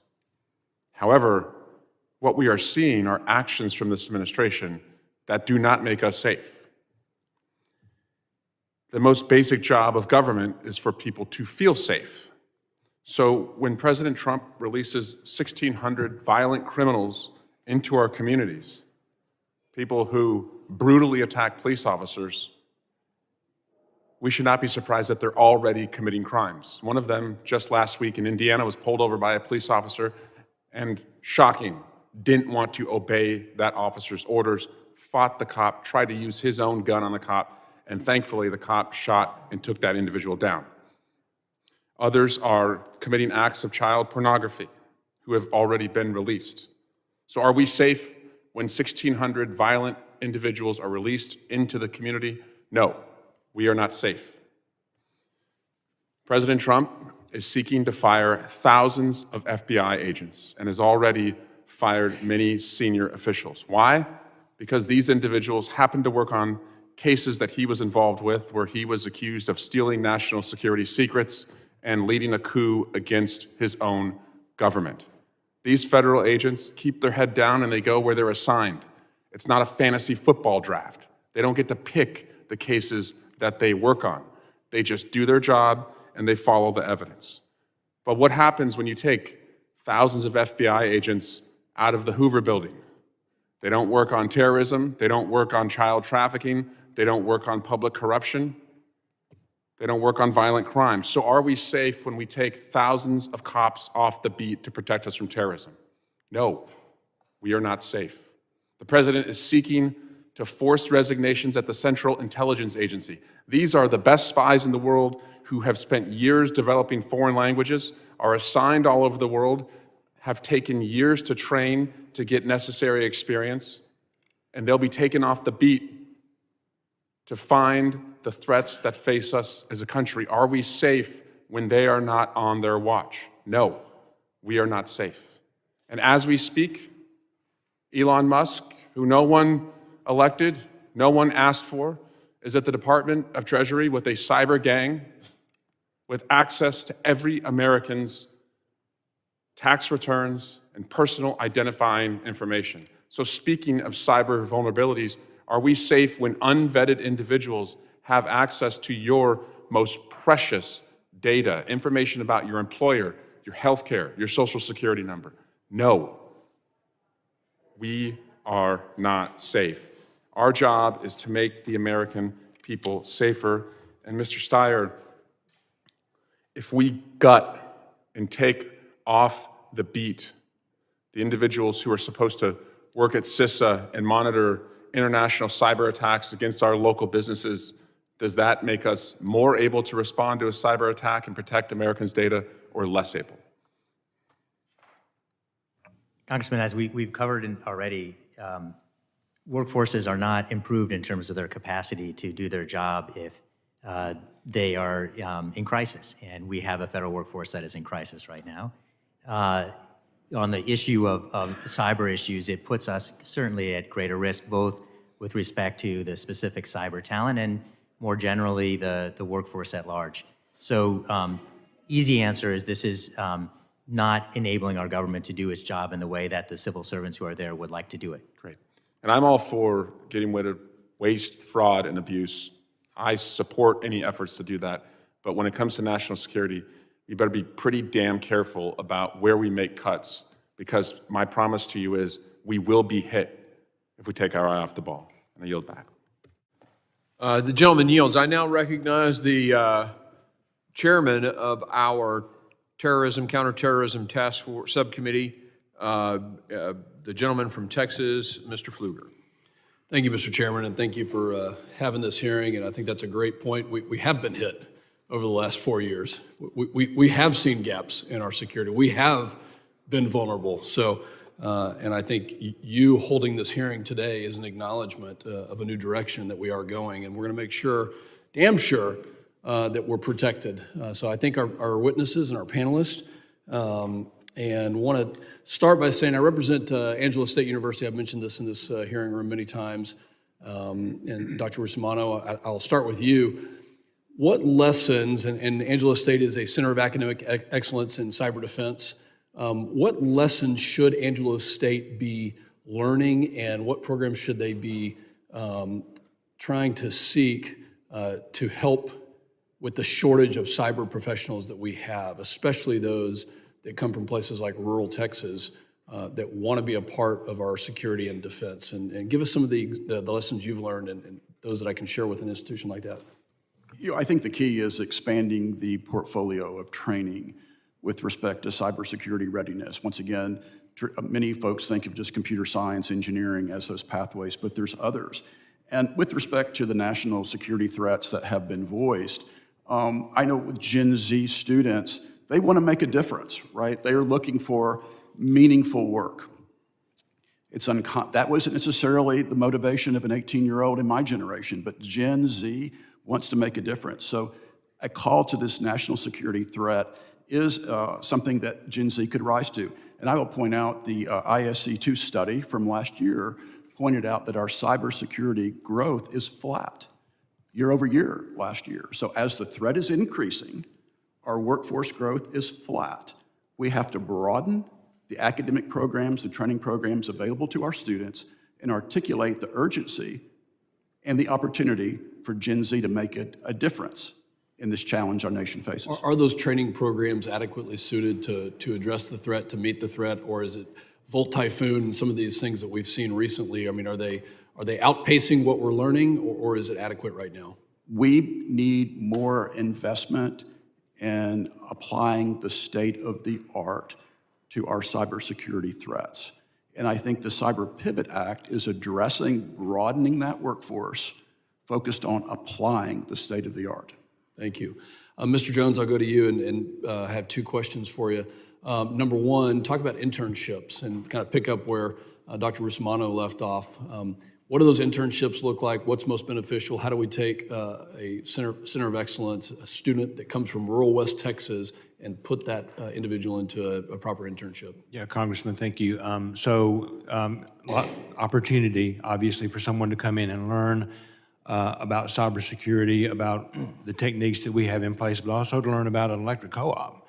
That we're, for a place like you're describing, a good place to work with a virtuous mission. So there's a good exchange there, and we hope to raise the profile of what electric co-ops do in internship programs like that. Well, that's where I was going with the second part of the question is how worried are our cooperatives, which service communities like mine in many, many cases, how worried are we that piece of critical infrastructure is vulnerable to an attack that would shut down the lights? Well, Congressman, I would relate it this way, if I may. So electric co-op managers, we have a universal and always have had a universal item that keeps us up at night, and that's the safety of our team members. And we have a dangerous profession, but we have an accompanying worry that keeps us up at night now, and it's certainly cybersecurity. So this weighs heavy, I can assure you, on every electric co-op manager across this country. So we're taking it seriously, we're working together, we're collaborating. We appreciate this opportunity to collaborate with the federal government. We want to be the best partner we can be. But yes, it is top of mind for all of us. Thank you. We've got 45 seconds left. I'll leave the time to the the other two witnesses. What keeps you up at night? How will the Pivot Act help with those threats? You've got about 20 seconds each. Yeah, I think I'd like to emphasize again this idea of broadening our scope of cybersecurity training and the roles and so on, where today I think we typically focus on training people that just have cybersecurity in their job role or in their job title, where I think it's a broader focus than that. We need to make sure that people coming out of business schools understand cyber threats. We need to understand that people coming out of law school understand risk mitigation and so on. From a physical cybersecurity perspective, we don't just train people that have security in their job title, and I think we need to take the same approach here and really broaden our view of who needs that cybersecurity knowledge. My time is expired. I'm sorry. If you'd like to enter something for the record, please do so. I yield back. The gentleman yields. I now recognize the gentlelady from Illinois, Ms. Ramirez, for her 5 minutes questioning. Thank you, Chairman. Well, let's be serious. We're here talking about preparing the pipeline. The title of this hearing is laughable. How do we prepare the pipeline, or examine the state of America's cyber workforce when unelected, unaccountable President Musk and Trump are asking over half of the federal workforce to resign and issuing executive orders, freezing hiring and funding for federal agencies. How do you prepare the pipeline? Under a Musk and Trump presidency, it is clear that the security of Americans' information is not a priority. I mean, let's think about this. A private civilian with no security clearance bullied his way into the Treasury. He set up private servers and stole sensitive information from an agency. Let me repeat that because I think some of my colleagues on the other side need to hear it again. A private civilian with no security clearance bullied his way into Treasury, set up private servers, and stole sensitive information from the agency. Folks, if that isn't a national security crisis, a cyber security crisis, I don't know what is. The true threat to our homeland security is felon Musk, Trump, and their blatant misuse of power to steal information and coerce employees to leave agencies. The billionaire boss and his puppet, I'm going to let you all decide which is which, are on a mission of privatization for their own profit. Well, my mission, and I think the mission of a number of members here, is to protect the people. And with that, I want to really turn on to questions. And look, one challenge the federal government has when it comes to cyber workforce recruitment and retention is competing with the private sector.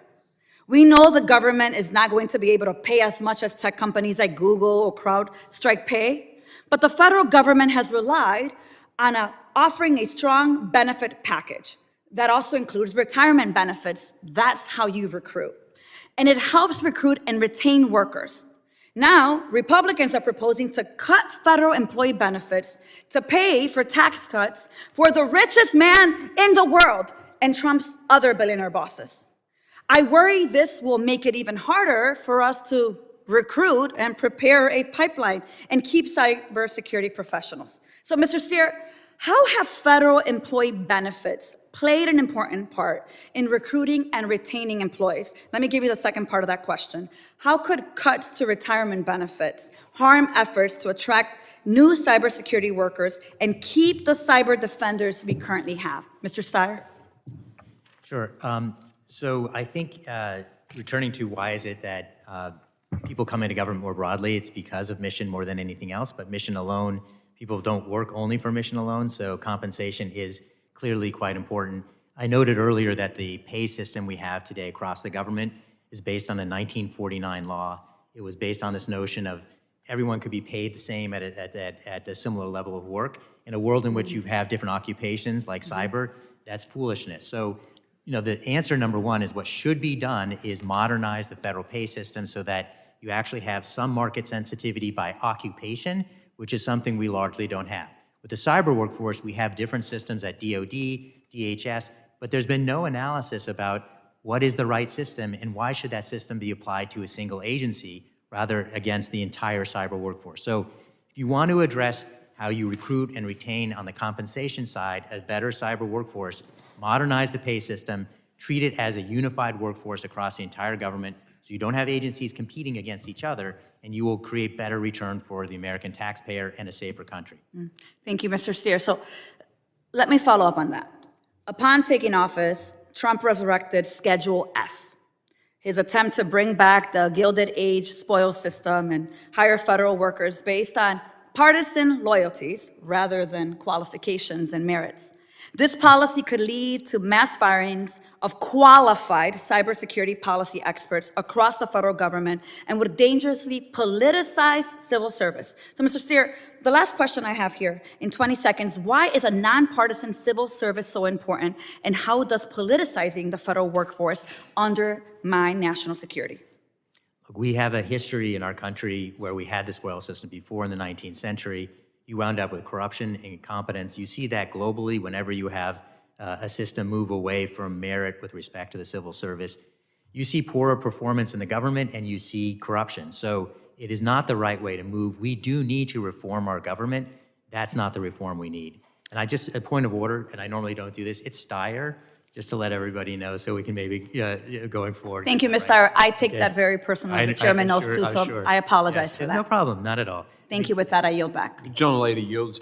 I now recognize the gentleman from Arizona, one of our border states, Mr. Eli Crane, for his 5 minutes of questioning.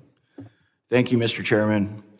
I appreciate the opportunity to be here today and talk with some subject matter experts about the pipeline of our cyber force and how we're going to compete with some of the threats as we see some of our adversaries increasing cyber attacks on the country.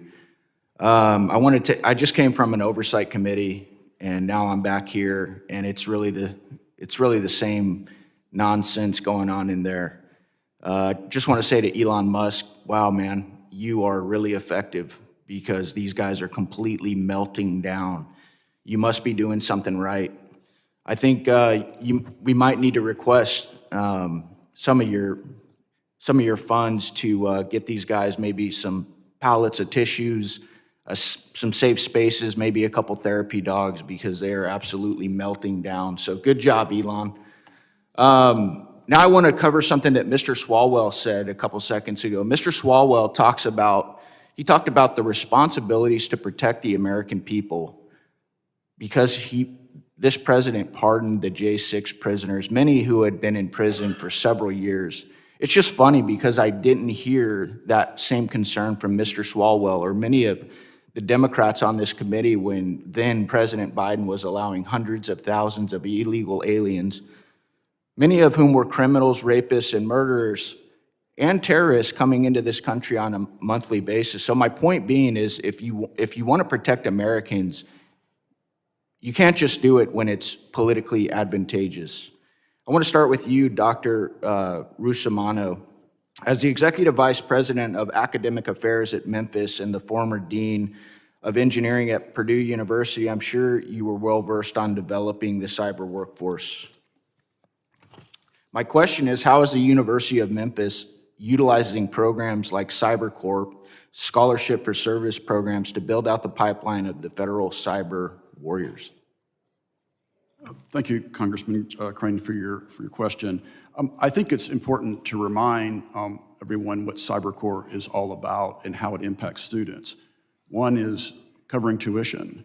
Another is providing a stipend that enables students not to have to work while they're pursuing their degree. Another is an opportunity to build social capital through networking, through internship fairs and other opportunities to learn more about the federal government and way they can make an impact through cybersecurity. This is a tremendous enabler, if you will. We've talked about how do we get more of our youth involved in cybersecurity. Certainly helping them through their daily living is a fundamental way so they can focus on their studies to help our nation. Thank you. Next question for Mr. Rashotte. According to the U.S.-China Economic and Security Review Commission, the cybersecurity school at the Wuhan-based National Cybersecurity Center planned to build 4 to 6 cybersecurity schools by 2027. The CCP has devoted significant resources to building their cyber force, and while the exact number of cyber warriors isn't available, it's safe to estimate that if the CCP issued a directive, it could bring a significant cyber force to bear against the U.S., especially given that according to U.S. Cyber Command, there are only 6,200 personnel across 133 teams working on cyber threats, and CISA at DHS has roughly 3,100 employees. My question is, how can academia, private industry, and the federal government partner together to ensure our cyber workforce pipeline is able to keep pace with the number of cyber warriors our adversaries can churn out?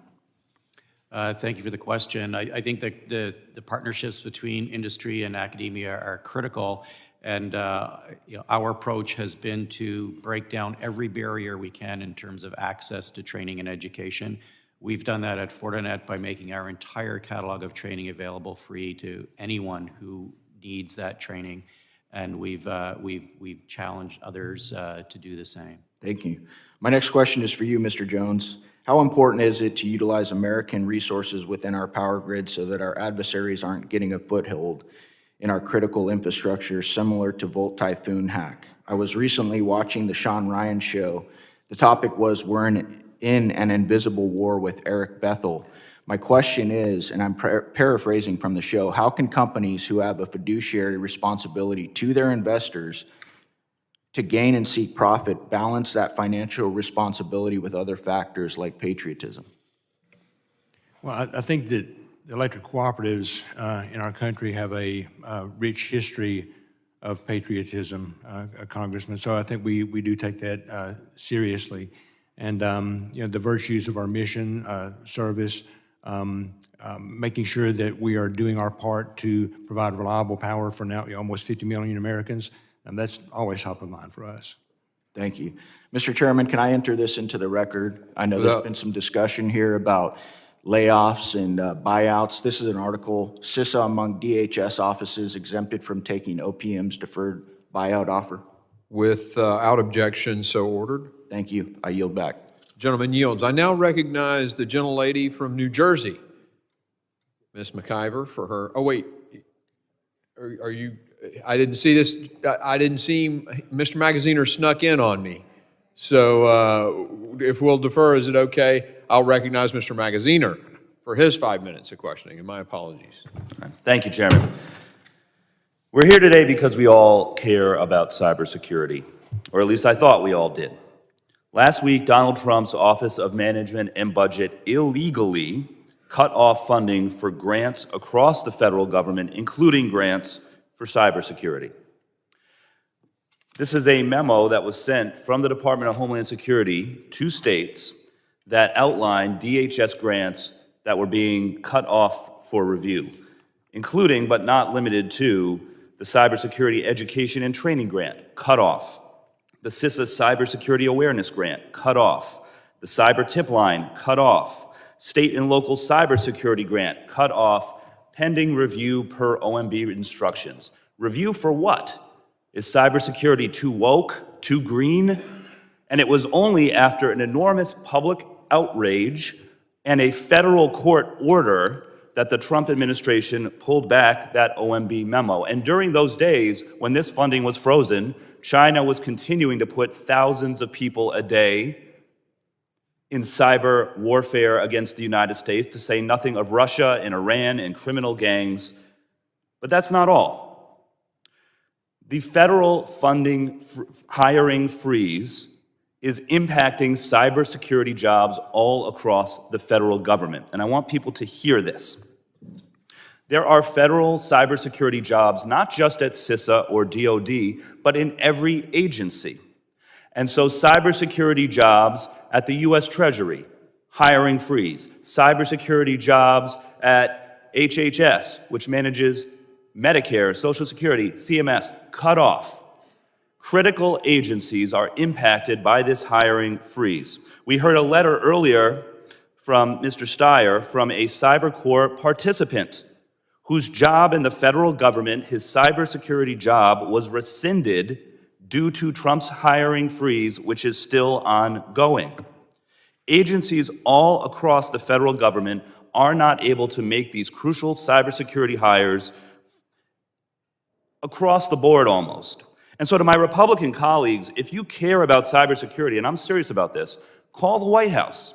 Call the White House right now and tell them to lift the hiring freeze of cybersecurity roles across the federal government, not just at CISA, not just at DOD, but at every agency. And let's address the elephant at the room. This weekend, Elon Musk sent a group of unvetted 20-year-olds to take over the US Treasury's payment system, responsible for tax refunds, Social Security checks, Medicare benefit payments, and more. The Treasury's payment system has the names, Social Security numbers, bank routing numbers, and tax information of every American, medical information of millions of Medicare recipients. We have no idea who these children are that Elon Musk has working for him, who now have access to the private personal data of every American. We don't know what permissions they have. Can they just read the data? Can they edit it? Can they initiate payments? Can they cut off payments at will? Can they share your personal data with people outside the federal government? The one thing we know about this army of children that Elon Musk has pouring through your data is that not one of them has been through a federal FBI background check. Other than that, we don't know very much. And oh, by the way, we just learned through public reporting that Elon Musk has put a private server in his office and has downloaded every American's personal data into that private server. So I invite any of our panelists, any of the four of you, to defend this. Are any of you comfortable with Elon Musk and this staff of untrained, unvetted, unelected, unconfirmed teenagers having access to every American's personal data with no transparency or oversight? Does anyone want to take a stab at defending that? Well, that silence, I think, gives us the answer that I was expecting, at least. Does any of our panelists think that the Trump administration freezing hiring of cybersecurity roles in agencies across the federal government help our national security? Of course not. So, listen, if we're going to have conversations about cybersecurity, I welcome it, but it needs to start with the administration taking steps to protect the private data of Americans, to lift the hiring freeze of cybersecurity professionals, and to stop giving our adversaries win after win after win in the cyber domain as they have been over the last 2 weeks. And I'll yield back. The gentleman yields, and I'd like to, I don't normally do this, save my comments on this one until the end, but 19-year-olds aren't children. We have Medal of Honor winners who fought and died for this bleeping country who are 19-year-olds. So if you're 19 years old out there, I don't consider you a child. I now recognize Ms. Green from Georgia for 5 minutes questioning. Thank you, Mr. Chairman. Thank you for clearing that up. There are 19-year-olds that are serving our country and defending our nation. We believe in merit. We believe in people that can do the job. That's why America elected Donald Trump this past election, and part of his campaign was Doge and Elon Musk. They were on the campaign trail together. As a matter of fact, the last 2 months of the campaign, and America overwhelmingly voted for this effort. I'm so happy that we're talking about cybersecurity, cyber professionals today. Mr. Stier, in your testimony, you talk about maintaining nonpartisanship as a bedrock principle of civil service. You want to talk about nonpartisanship. Meanwhile, your $24 million nonprofit dedicated to attracting talent for the federal workforce and making the government more effective is funded by some of the most progressive benefactors. This includes the Gates Foundation, the Democracy Fund, and the Ford Foundation. It also hosts galas to honor people like Lisa Monaco and other Biden officials. A goal of your entire organization is essentially de facto job placement to entrench more DEI hires into the federal workforce, the opposite of nonpartisan, apolitical, merit-based civil service. Diversity, equity, inclusion is a huge priority for the partnership as listed on your website. Listed on the website is a framework to integrate the principles of diversity, equity, and inclusion into the partnership's programs, initiatives, and strategies. Since the nonprofit's main initiatives are helping people apply for federal roles and advancing career development in the federal workforce, your nonprofit is aimed at infusing DEI, an inherently partisan practice, into the federal workforce. I worry about this, especially with regards to cybersecurity workforce, who needs high-quality, skill-based positions, such as those serving on Doge. Cybersecurity is extremely important. It shouldn't be about race. It shouldn't be about sexuality. It shouldn't be about identity. In your testimony, you also expressed concerns that President Trump's administration's recent actions and that they will counter democratic principles. Yet your unwritten goal of entrenching more woke employees into the swamp is the opposite of democratic principles. The Trump administration's actions are the embodiment of democratic principles. This is what the American people want. This is what they voted for. The American people overwhelmingly voted for President Trump in a decisive landslide victory to reform how our government operates. Most importantly, how the federal workforce operates. The mission of your partnership is building a better government and stronger democracy.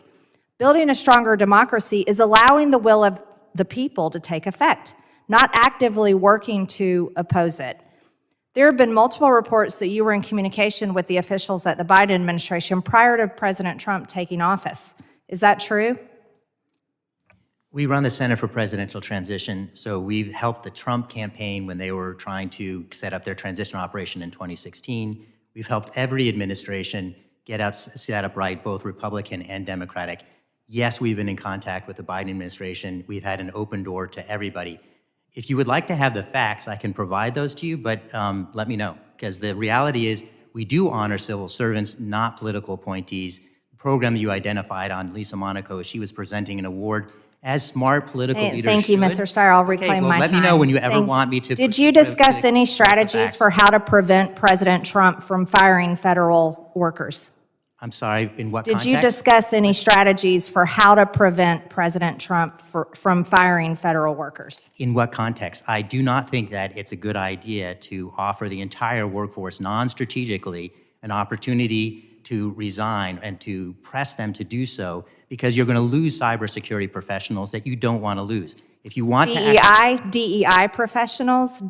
Are you trying to stop President Trump's administration from firing DEI employees that you placed in the federal government? We are not engaged in trying to stop anyone from getting fired. That's not the role we play. What we do say, though, is when civil servants, let me finish the answer. Well, Mr. Steyer, let me ask you one question. I have a few. Excuse me, Mr. Chairman, if I'm asked a question, do I get to answer it? Okay, then go ahead. I'd like to reclaim my time. Thank you, Mr. Steyer. Thank you. Does your organization receive taxpayer dollars? Thanks. Do we receive taxpayer dollars? We Yes. provide services to the government, so we do receive taxpayer dollars. Right. On the I prior have question- 3.4 million right here from the American taxpayers. They're not interested in DEI, Mr. Steyer. They're interested in qualified people. And Thank we you, Mr. provide Chairman. I yield back. to the government. Gentlelady yields. I now recognize Ms. Johnson. Or wait, Ms. McIver. I didn't get you before. Thank you. The gentlelady from New Jersey for 5 minutes of questioning. That's okay. Thank you, Mr. Chairman. Thank you, Chairman. Thank you, ranking members, and thank you to the witnesses for joining us today. I was a little caught up in that last questioning, trying to bring myself back. So as we face an evolving and increasingly sophisticated cyber threat landscape, our nation's security relies on a robust, well-trained, and diverse cybersecurity workforce. Unfortunately, the recent decisions, as mentioned multiple times here, including the harmful hiring freezes and federal grant interruptions under the Trump administration, have weakened the critical pipeline needed to safeguard our digital infrastructure.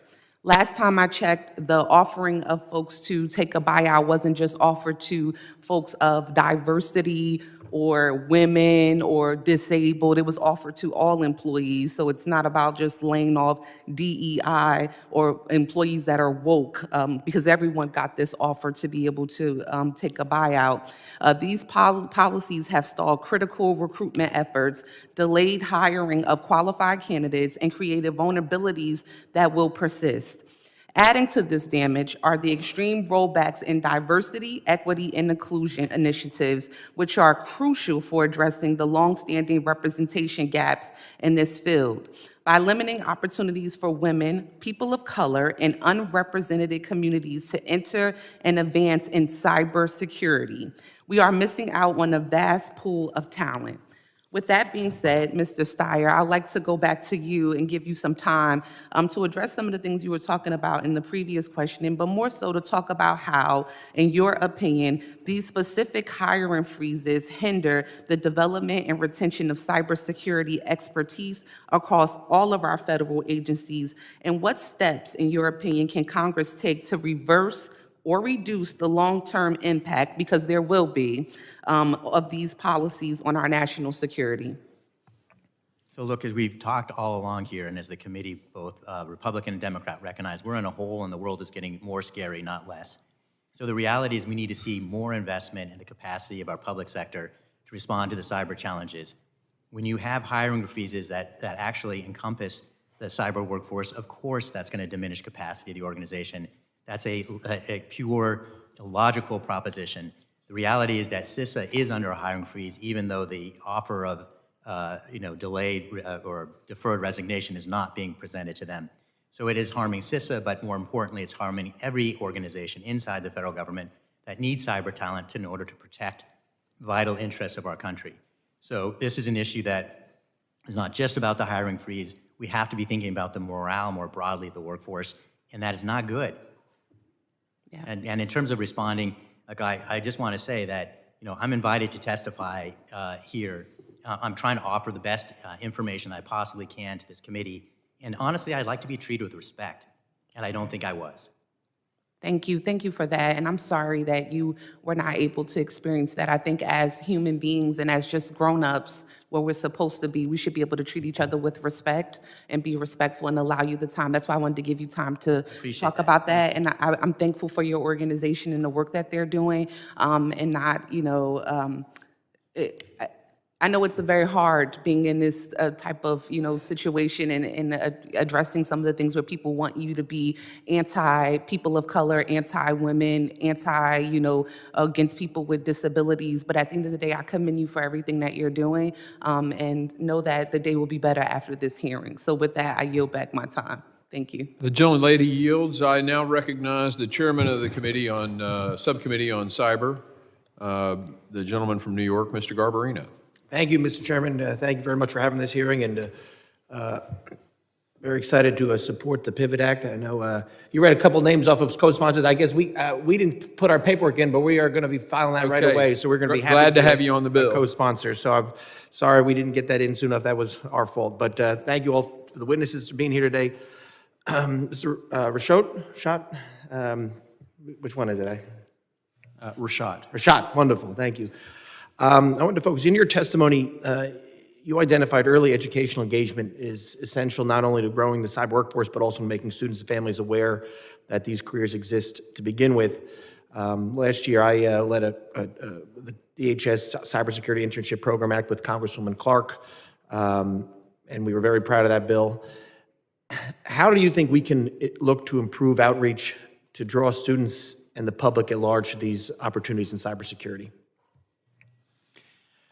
I think we need to start as young as we possibly can. I know when we started our efforts in providing K-12 education and curriculum, we didn't think we'd be able to start as young as we could, and we had teachers come to us and say that we could provide cybersecurity awareness training at kindergarten.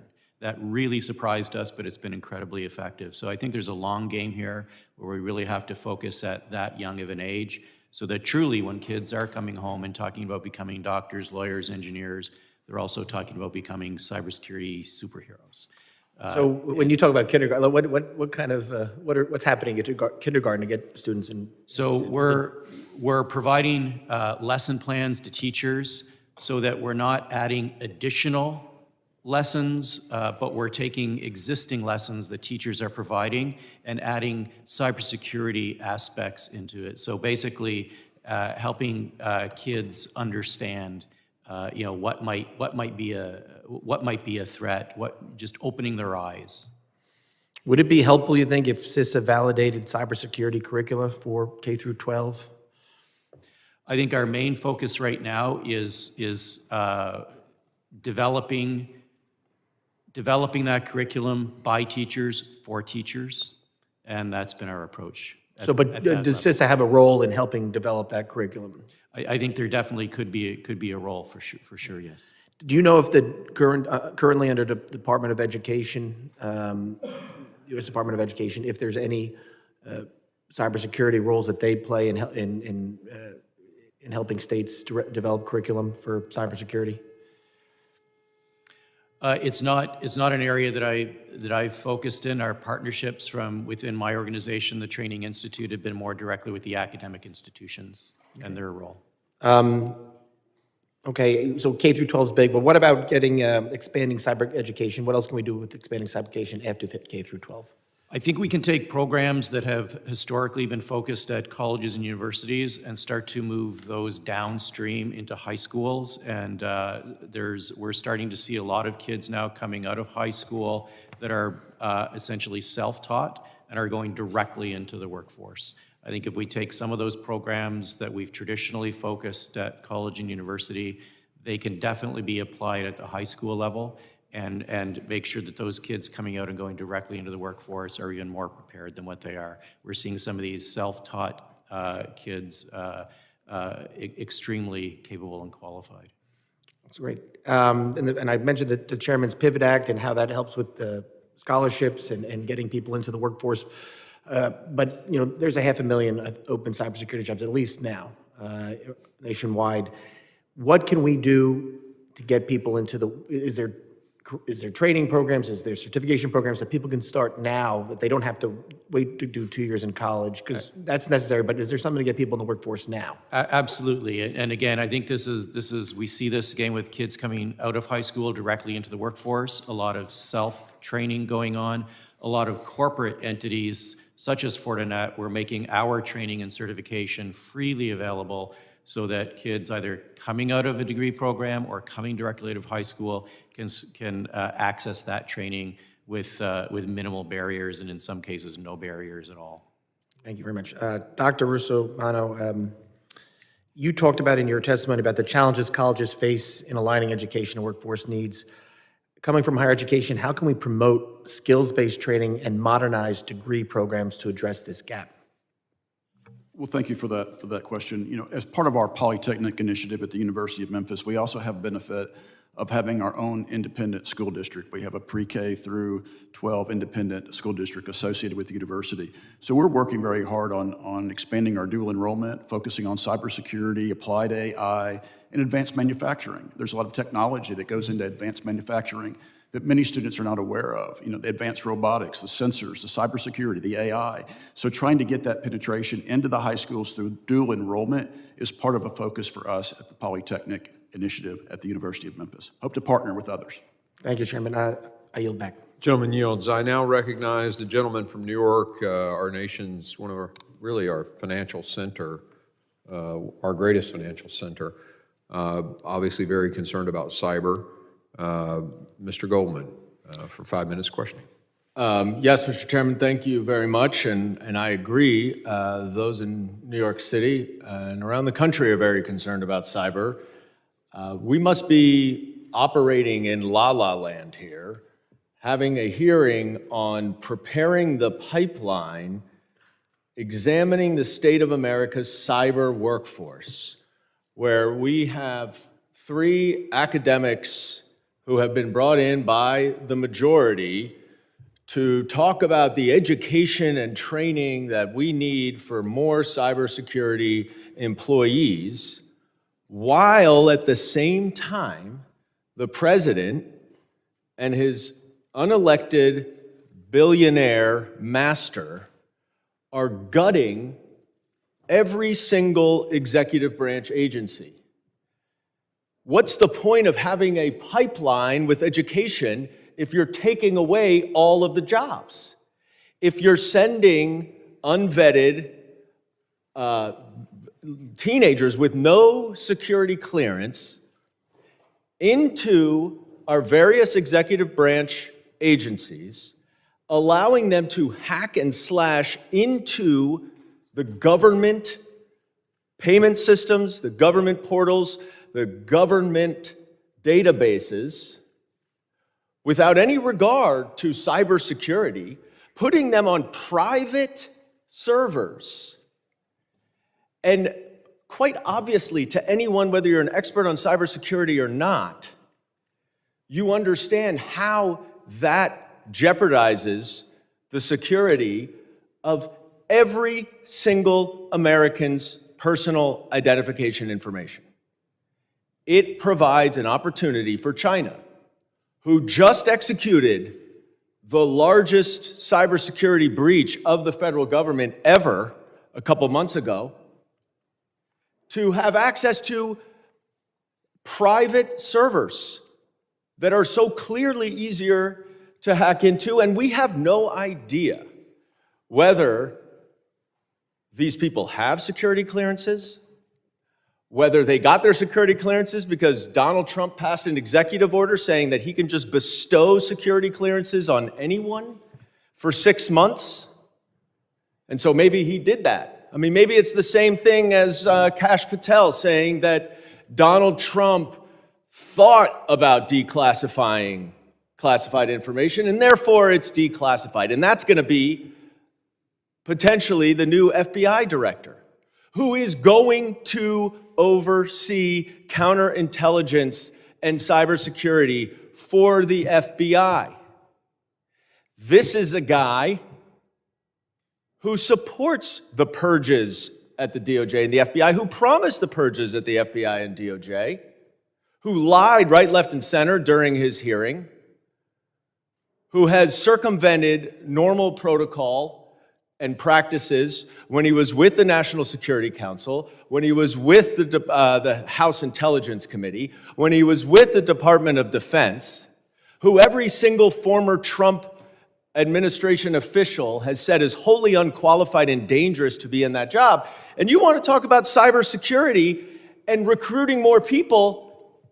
How about we not have heads of executive branch agencies who are jeopardizing our own cybersecurity, who are jeopardizing our own security?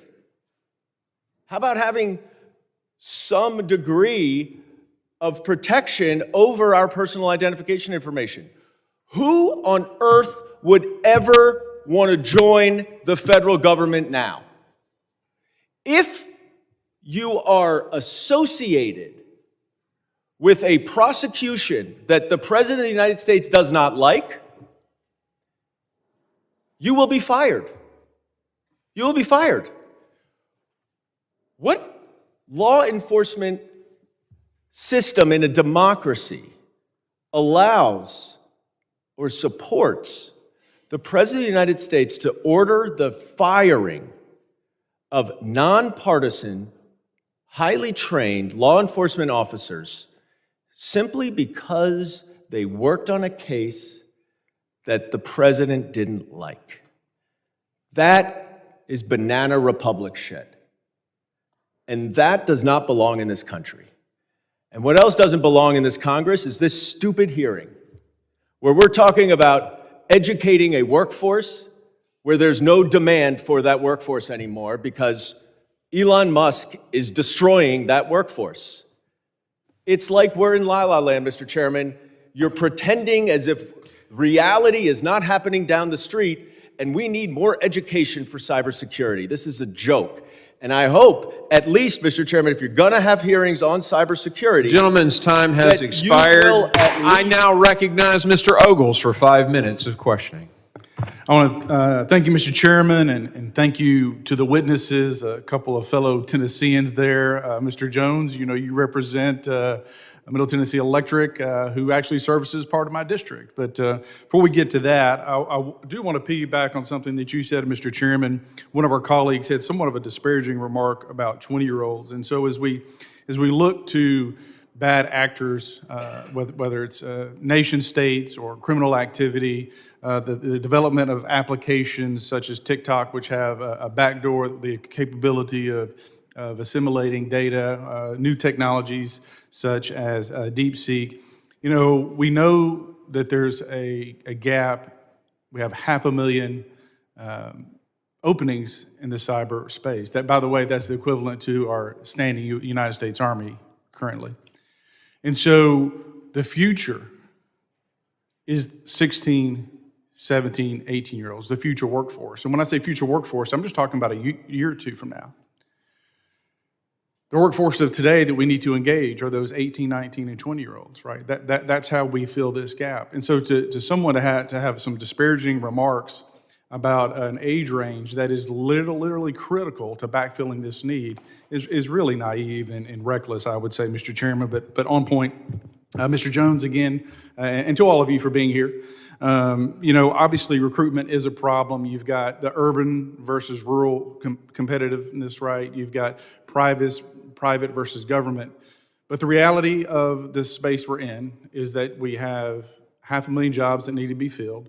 So, Mr. Jones, what can be done to better equip and, quite frankly, leverage the workforce of today as we fill the pipeline with those 16, 17 to 20-year-olds? Mr. Jones. Yeah, no, Congressman, thank you. So, I'll point to the Pivot Act first. Again, I think that's so fundamentally important, and we're appreciative of what is happening with regard to that. So that's an important part of it. As far as the work with electric cooperatives, we are really good at collaborating together. And by extension, we are seeking to collaborate with educational institutions at the local level. So I think that's important too. We can provide, for example, mentorships for people. And again, the challenge is not quite the same, as you are aware, for Middle Tennessee Electric as it may be for many other electric co-ops in more rural areas with a few less economies of scale. So the challenge is different from place to place.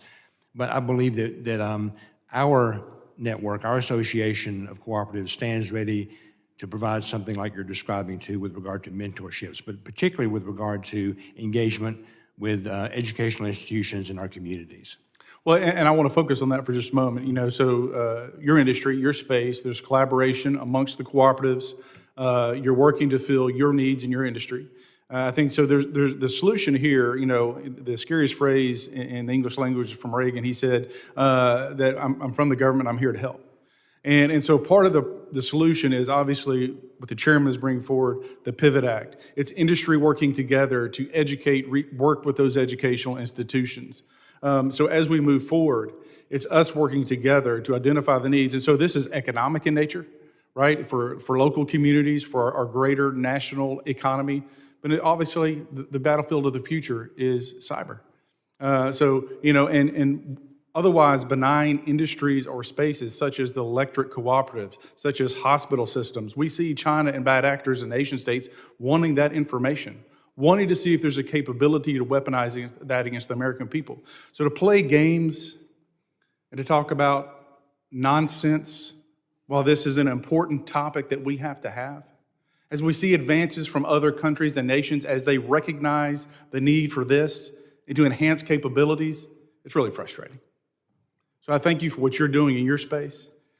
Mr. Jones, you touched on human behavior in your testimony. So you have a dynamic scenario where you have students that can access your system, faculty, young and old. Some of them may not be quite as adept, technologically speaking, part-time employees. So how do you create access whilst having compliance and security when you're looking at your systems? And of course, that applies to best practices to other universities and cooperatives, et cetera. Yes, thank you for your Russomanno, question. Even though the CIO is really primarily responsible for this area, I would say that we are doing a lot with a variety of phishing drills and other internally generated vulnerability scenarios to try to improve internally the knowledge base of our faculty, our staff, and our students to ensure this critically important data, whether it's student data, research data, the comprehensive mission of the university, that we're doing all we can internally with a variety of mock drills to ensure we are employing best practices. Yes, sir. Mr. Chairman, I exceeded my time. I yield back, and thank you, sir. The gentleman yields. I now finally get to recognize the gentlelady from Texas, Mrs. Johnson. You're recognized for 5 minutes for questions. Thank you, Mr. Chairman. I just want to say it's an honor to be on the committee. We have a great panel. You're all very impressive in your comments. And what I'm hearing from you is we're in a cybersecurity crisis in this country. And that we are in a cybersecurity crisis because we have a workforce that is severely diminished. We've lacked educational preparedness. We are lacking a plan to recruit, develop the best and the brightest talent from every corner, from Black kids, brown kids, women, Asian kids, diversity, equity, and inclusion. We need all the kids on this fight. Is that correct? All of them. And so one of the things that has not been discussed about today that I'm very concerned with, well, another point that you've all highlighted is the need for a definite, more robust cyber education plan to reach into high schools, to reach into colleges, to create internships. We have CyberCorps, which is a great program, but it needs to be enhanced, but it's an educational program. So I am very concerned in light of the backdrop of what we have already seen of the last 2 weeks of shuttering our federal workforce, shuttering USAID, intimidating our law enforcement, intimidating cyber enforcement personnel. But we haven't even talked about what Trump plans to do with the Department of Education. The New York Times is reporting he's planning to shutter it too. So I assume that you all agree with me that if the federal government dismantles the Department of Education, that could have catastrophic implications to the security and the safety of this country. Do any of you disagree with that? You know, I think that is really important for the American people to realize that this is not politics, this isn't theater, this is the foundational premises of our security. And Mr. Jones, I want to ask you a question. I'm a Texas Democrat. I have a grid in our state that's messed up, that has failed. And I lived through a situation where our grid failed for 10 days and hundreds of people died and businesses suffered mightily and people suffered mightily. As rural electric co-op, you provide critical infrastructure to millions of people in this country. You provide power. Hopefully you'll provide broadband. But opportunity, which I believe is a critical infrastructure as well. But how devastating would it be to your co-ops for a cyber attack to shut down your grid? Well, it's something we think about a lot. And I recall, of course, the situation you're describing from 3 winters ago, I believe it was, in Texas. And of course, that was, many things went into that, not a cybersecurity incident, but that wasn't your point. But I mean, it's, we want to keep the lights on. That's why we're here for. Our members depend on us. And so this subject is so important for us for that reason. So we're putting in place as best we can resources, processes, technology to make sure that we are doing our part. But this is bigger than us, and so that's why we're here too. So we welcome this conversation. Right, I welcome this hearing, Mr. Chairman, because I do think that cybersecurity is one of the biggest vulnerabilities of our country, and it's the new frontier of security and threat, and it is really frightening and scary to many people out in this country, the fact that the Trump administration is doing everything it can to undermine the confidence in the cybersecurity workforce that we have in this country by dismissing employees, by shuttering and hiring freezes, by dismissing the Department of Education, by doing all of the things, by undermining the CIA, by undermining the FBI. To prevent cybercrime in this country, we're in a critical mass. And Mr. Stier, I want to go back and give you an opportunity on DEI. We need everyone. DEI is about reaching kids who have not been adequately reached in the past and giving them opportunity to see the light. We need to do that, right? There's no doubt that we need to pull from talent where we can find it everywhere. And I think really quite importantly, we need to create environments in any workplace that enable people to do their best. And that's how you get better performance. So that is a basic proposition. We ought to be doing good management in government just like we should see good management everywhere. Thank you so much, Mr. Chairman. I yield my time. Gentlewoman yields back. I recognize the gentleman from Alabama, Mr. Strong.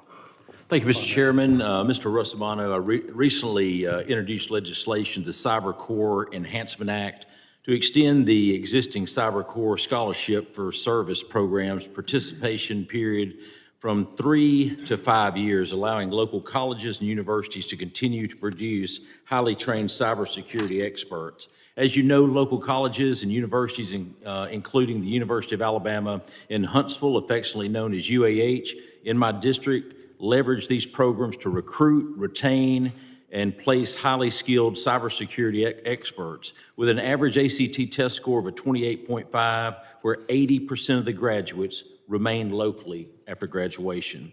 In fact, UAH has the second highest number of participants and graduates in the program submitting North Alabama leadership in cybersecurity education. This will pay dividends for the FBI Cyber Threat Division that is locating in Huntsville as we speak. Mr. Russomanno, can you discuss the benefits of expanding the participation period to enable students to pursue advanced degrees? Yes, thank you for your question, and we've enjoyed the opportunity to partner with UAH in the past. Yes, this is a multi-pronged opportunity for us. In any way that we can offer opportunities to all students, I definitely agree with all students, and how we then commit ourselves to a successful student outcome.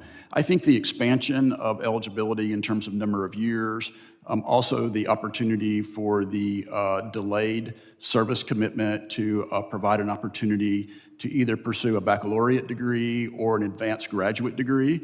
I think those aspects of both the Cyber Corps and potentially the Pivot Act are critically important. You know, many times students are looking not only for that first job, but a satisfying career progression that provides opportunity for added responsibility. And I think what you cited provides an opportunity to do just that. Thank you. Thank you. I also want to mention we have a statewide cyber high school located in the second largest research park in the United States in Huntsville, Alabama. It's another level of starting this progression so that we can bring more to colleges and universities. As we have covered, the chairman's Cyber Pivot Act and my Cyber Corps legislation both aim to strengthen the cybersecurity workforce pipeline. How would these programs complement each other to address the current cybersecurity talent shortage? In my opening remarks, I talked some about some of the challenges around transfer articulation. So I think we have some opportunities to improve smooth pathways for advancement. So if you look at technical schools, community colleges, there are some challenges in getting the knowledge and skills and abilities acquired through those programs to matriculate to four-year universities. So that's an opportunity for improvement for us. Thank you. In addition to this legislation, what more can we do to ensure we recruit and train future generations of cybersecurity experts in the United States? Once again, I think it's the partnerships that have been talked about here today, a steadfast commitment, partnerships between the public and the private sector. I think we all ultimately have this same goal here, provide opportunities for students that make an impact to improve the safety and security of our nation. Thank you. I also wanted to touch on the pay differences between cybersecurity professionals in government and the private sector. In your opinion, what more can we do to recruit and incentivize the best of the best cybersecurity professionals to stay in government and to contribute to protecting our nation's security from adversaries and those who look to harm America?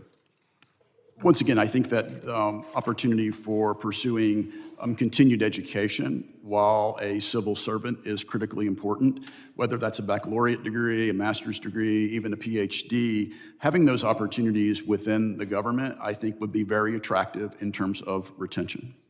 Thank you. Mr. Jones, first I want to commend you. I'm very familiar with your power system.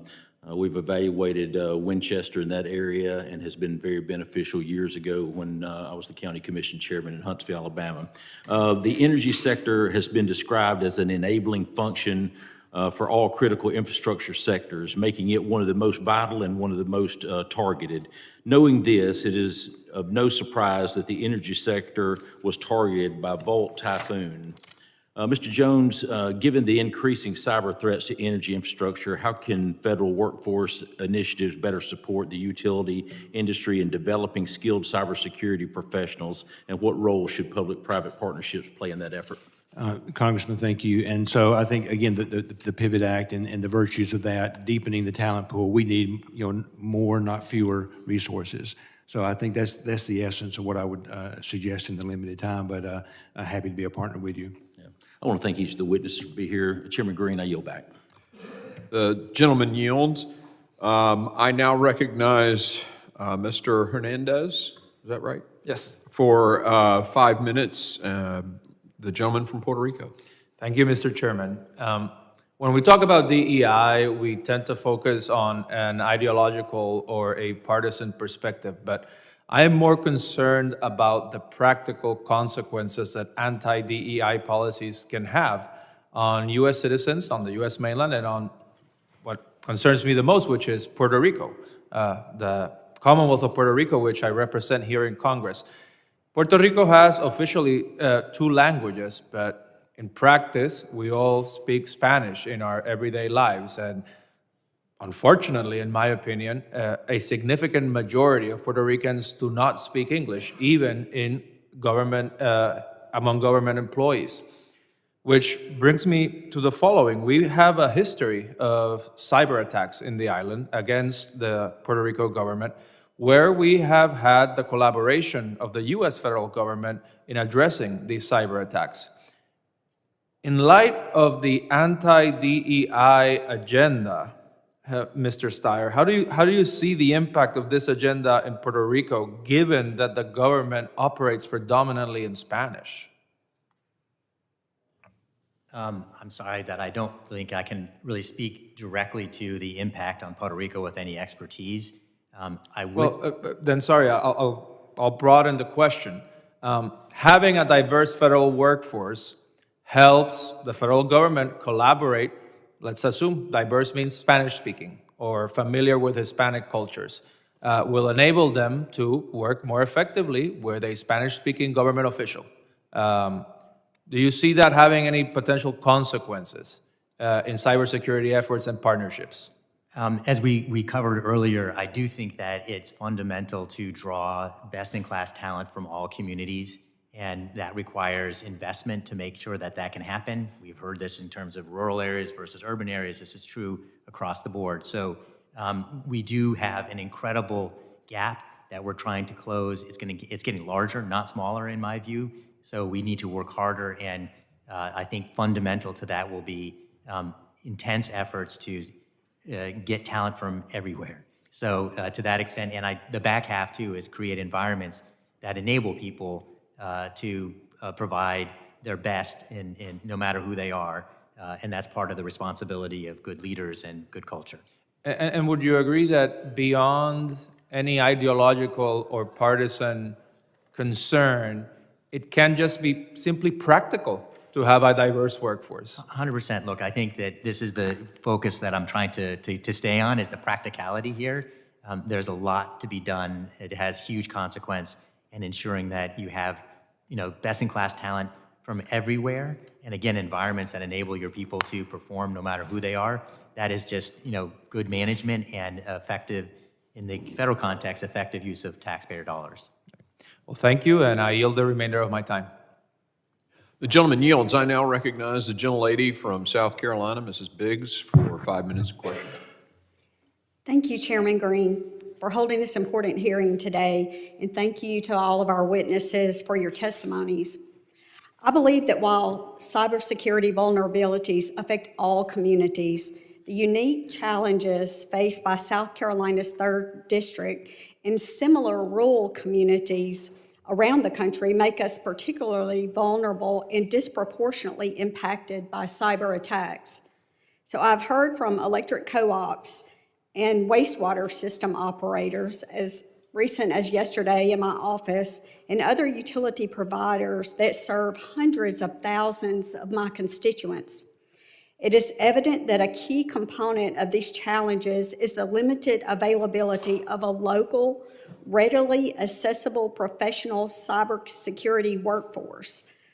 Providers in rural areas like in my district, Greenwood, Newberry, Abbeville, Oconee, and McCormick, they frequently lack the funding necessary to implement robust cybersecurity infrastructure and training.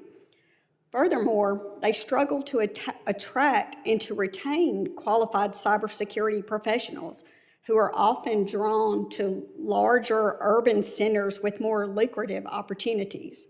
So with this combination of limited resources, resources and a shortage of skilled personnel, it leaves our rural communities particularly vulnerable to malicious actors seeking to exploit their digital weakness.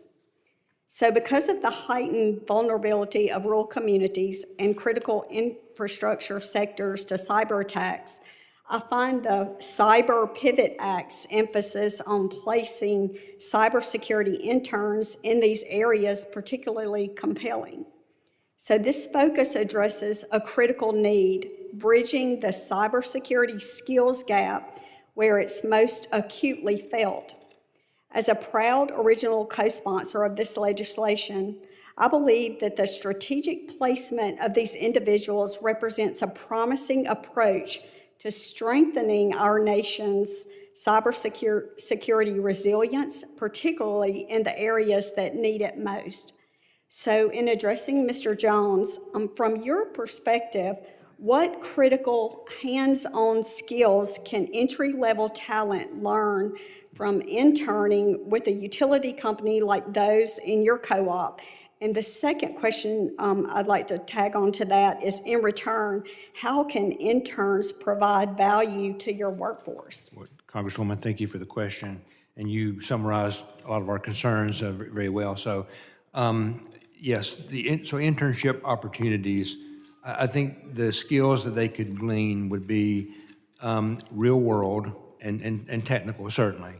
But something that speaks to the latter, to your second question, I should say, in addition to that, is that we tend to be able to, when we expose people to what an electric co-op is and the virtues of service, again, we're good jobs in rural areas. If we expose them to what we do, we are able to show them about who we are. And we can often win people, especially younger people, who want purpose in what they do, because we have an incredible purpose as part of our organization. So I think that those internship programs will provide well-rounded opportunities for them, but allow us to expose, who we are. And we've done this for a long time. When you think about classically what a co-op student is, you think of an engineering student that comes to the utility and learns more about engineering, is mentored. The same thing can happen with this and through the Pivot Act, I believe. And so we're excited about that. So have you found that keeping those individuals, what would be your perspective on that, retaining good quality? So in terms of trying to retain those individuals, again, I think that there's something to be said for the virtue of our mission and purpose. But understanding what the market is demanding from the standpoint of salary and benefits, we have to do our best to get those right, and that's a challenge that we have. So we look to any suggestions that others have in that regard, but it's something that we're working very hard to do. And again, we collaborate so well within the cooperative community. These are conversations we're having routinely. Today at MTE, we're having a meeting with a number of TVA, electric cooperatives, and municipal systems talking about this very issue too. So it's something we're serious about, but it's a bigger issue than we are. So we're happy to have conversations and get advice from others. Thank you so much. And my time's up, so I yield back. The gentlelady yields. I now recognize the gentleman from Texas, Mr. Turner. Appreciate you. And fire away, 5 minutes. Thank you, Mr. Chairman. I think we can all agree, regardless of whether we're Democrats or Republicans, that the cybersecurity threats are increasing, that we're in a major crisis that we need to address. I think we can all agree on that. I will tell you that over the last few days, I have gotten a number of calls from people in Houston, and as a former mayor of Houston, concerned about the payment system, their Social Security information, medical information, tax information. Will you agree with me that when you're sending this information from various sources, it's important to have the right checks in place to make sure that you don't make us more vulnerable to these cyber attacks? Is that important, a consideration that you're taking place? And so that's what I'm hearing from people. As we talk about cybersecurity, We're talking about it today. They know it's getting worse, and they are concerned who has my information, and Congressman Turner, is it secure? And I'm having a hard time explaining that to them. Another point that I want to ask, it is important, will you agree, that we train the existing workforce within the federal government throughout the entire federal system. That's important. And I do think it's important to do everything we can to make sure that that training occurs. But Mr. Russomanno, you made a comment that said young people need to see themselves in these fields. And then, Mr. Rashotte, you said we need to break down the barriers of training. And would there have been 500,000 people short in this area in the United States? We agree that we need to be very intentional in recruiting, training, bringing people into this space. And it shouldn't be where, for example, you mentioned K through 12, colleges and universities, community colleges, technical schools, but that also include historically Black colleges and universities as well, in terms of reaching out to them and bringing them into this space. Would you agree? And I think you all also agree that you could be Black, white, or brown. You could be from urban America or rural America. Your qualifications are not diminished by who you look like or geographically where you come from. But rather, I would argue, the entire conversation of protecting us in the future is strengthened when we have people coming from all sectors of America. Any disagreement on that? So when people argue that if you are diverse, I'm an African American, and I go through the training, I go to your schools, I'm educated, I'm prepared, and if I am in this space, it doesn't mean that I'm incompetent. It doesn't mean that I'm unqualified. Quite frankly, those arguments help to discourage people from moving into these spaces. Would you agree with that? Any disagreement on that? And that's why I am concerned with this conversation about diversity, equity, and inclusion. What I have found in my lifetime is that it's important to have people coming from all walks of life, which strengthens our organization. It doesn't diminish them. It strengthens our organizations.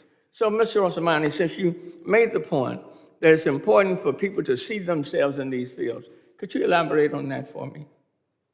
Well, Congressman, thank you so much for your comments, and I agree with you. We need to embrace everyone from all walks of life, all backgrounds. At the University of Memphis, we're particularly proud of our very diverse student body, significant African-American population. In some cases, I think we are looking at where we need to reframe how potential outreach is described. And if I think we look at areas like first-generation students that have significant unmet financial need, we can impact many of the populations that you've been discussing. So I agree with your comments. Thank you. I yield back, Mr. Chairman. Gentleman yields. I now recognize Mr. Knott for 5 minutes, the gentleman from North Carolina for his 5 minutes. Thank you, Mr. Chairman. I'll start with you, Dr. Russomanno. If you had to describe the current state of the cybersecurity ecosystem, would you describe it as one that's lacking in personnel exclusively, or are those who are in the space right now here in the United States, are they lacking in a skill set? Are they lacking in advancement? Are we being outpaced on that front as well? Thank you for your question. I think, frankly, it's a combination of both, although the data is very compelling regarding the need to grow our workforce. I think that data is very clear. However, if you look at certain circumstances where industry in particular is going after mid and advanced level cybersecurity professionals, that also speaks to a gap in terms of the knowledge and abilities of our workforce. Okay. Mr. Jones, in terms of servicing rural communities and sort of outside the urban areas, describe how cybersecurity plays a role in the threats that you face, and also, and secondly to that, how is the threat increased if people come here to the United States outside of the law, outside of us being aware of it, in terms that they have physical access to your facilities that you represent? Yes, sir. Congressman, thank you. So one thing I would touch on, I believe to the first part of your question, the threats we face, something we haven't talked so much about today that I would like to, if I could, is that it's not just an issue of technology process and specific cybersecurity resources. It is, but it's also about a culture of cybersecurity within the organization.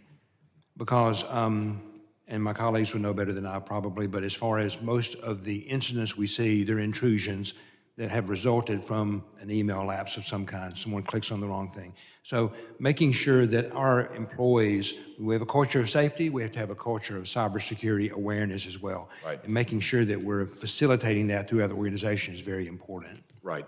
But protecting your facilities physically is also important for cybersecurity as well. They're not all overseas, correct? If we have cybersecurity criminals that are here illegally in this country, that adds a layer of vulnerability to the systems that you represent. That's right. That's great. And we're watching that as well. That's the other component to it. I would say, if I could speculate, with regard to the risks, cybersecurity is one that we're keenly concerned about. We're most concerned about, but the physical pieces as well. We have to have, again, equipment, processes, people in place to safeguard against that potential as well. It's very real. Yep.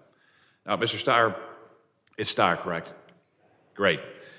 Just briefly, one thing that is upsetting in this job is the speaking with broad brushes, and that's unfortunate for our dialogue. I think specificity is the best way forward. And as a former federal employee, I was a federal prosecutor. I'm somewhat troubled by the dialogue, and obviously it's inhibited by time. But to say that all civil servants are uniformly described as excellent in their craft, eager to better themselves while they're employed, proficient in serving the taxpayers above all else, or highly focused and patriotic in the execution of their duties, that is certainly true for some. As a prosecutor, I worked with agents at just about every agency. We had great agents, and we had some that were there that you don't know what they did all day. Yep. And part of maintaining efficiency and effectiveness, I think you would admit, and agree with me, not admit, I'm not trying to extract it, but yes, is figuring out efficient. I agree, 100%. Yes, yes, but figuring out ways to constructively remove those who are not motivated. 100%. And one of the frustrations I had in the federal workforce is when there were people who were partners or people you had to work with in other agencies, firing just was not an option, or removing them. And if you did cross that threshold, immediate litigation and burdensome countersuits would have been implemented. So given the threat of cybersecurity and the need to maintain a professional, efficient, and effective workforce, how can we better extract those who are not focused? 100%. And I entirely agree with you, like all workforces, they're better and worse. And I think that the federal government more broadly has not had effective focus on these kinds of management issues. So there are some system changes that ought to take place. It's too complicated to actually fire people. You have to decide depending on what the issue is, where you go. That could actually be streamlined in a very profound way. The thing that would change it the most would be actually to get managers better trained on doing the performance evaluation that you're describing, and to have leaders that actually support their management to get rid of the poor performers. Because right now it's easier to ignore the problem than to address the problem. So the rules can improve things, but it ultimately is a management responsibility. And that focus is by and large not there. Okay, all right.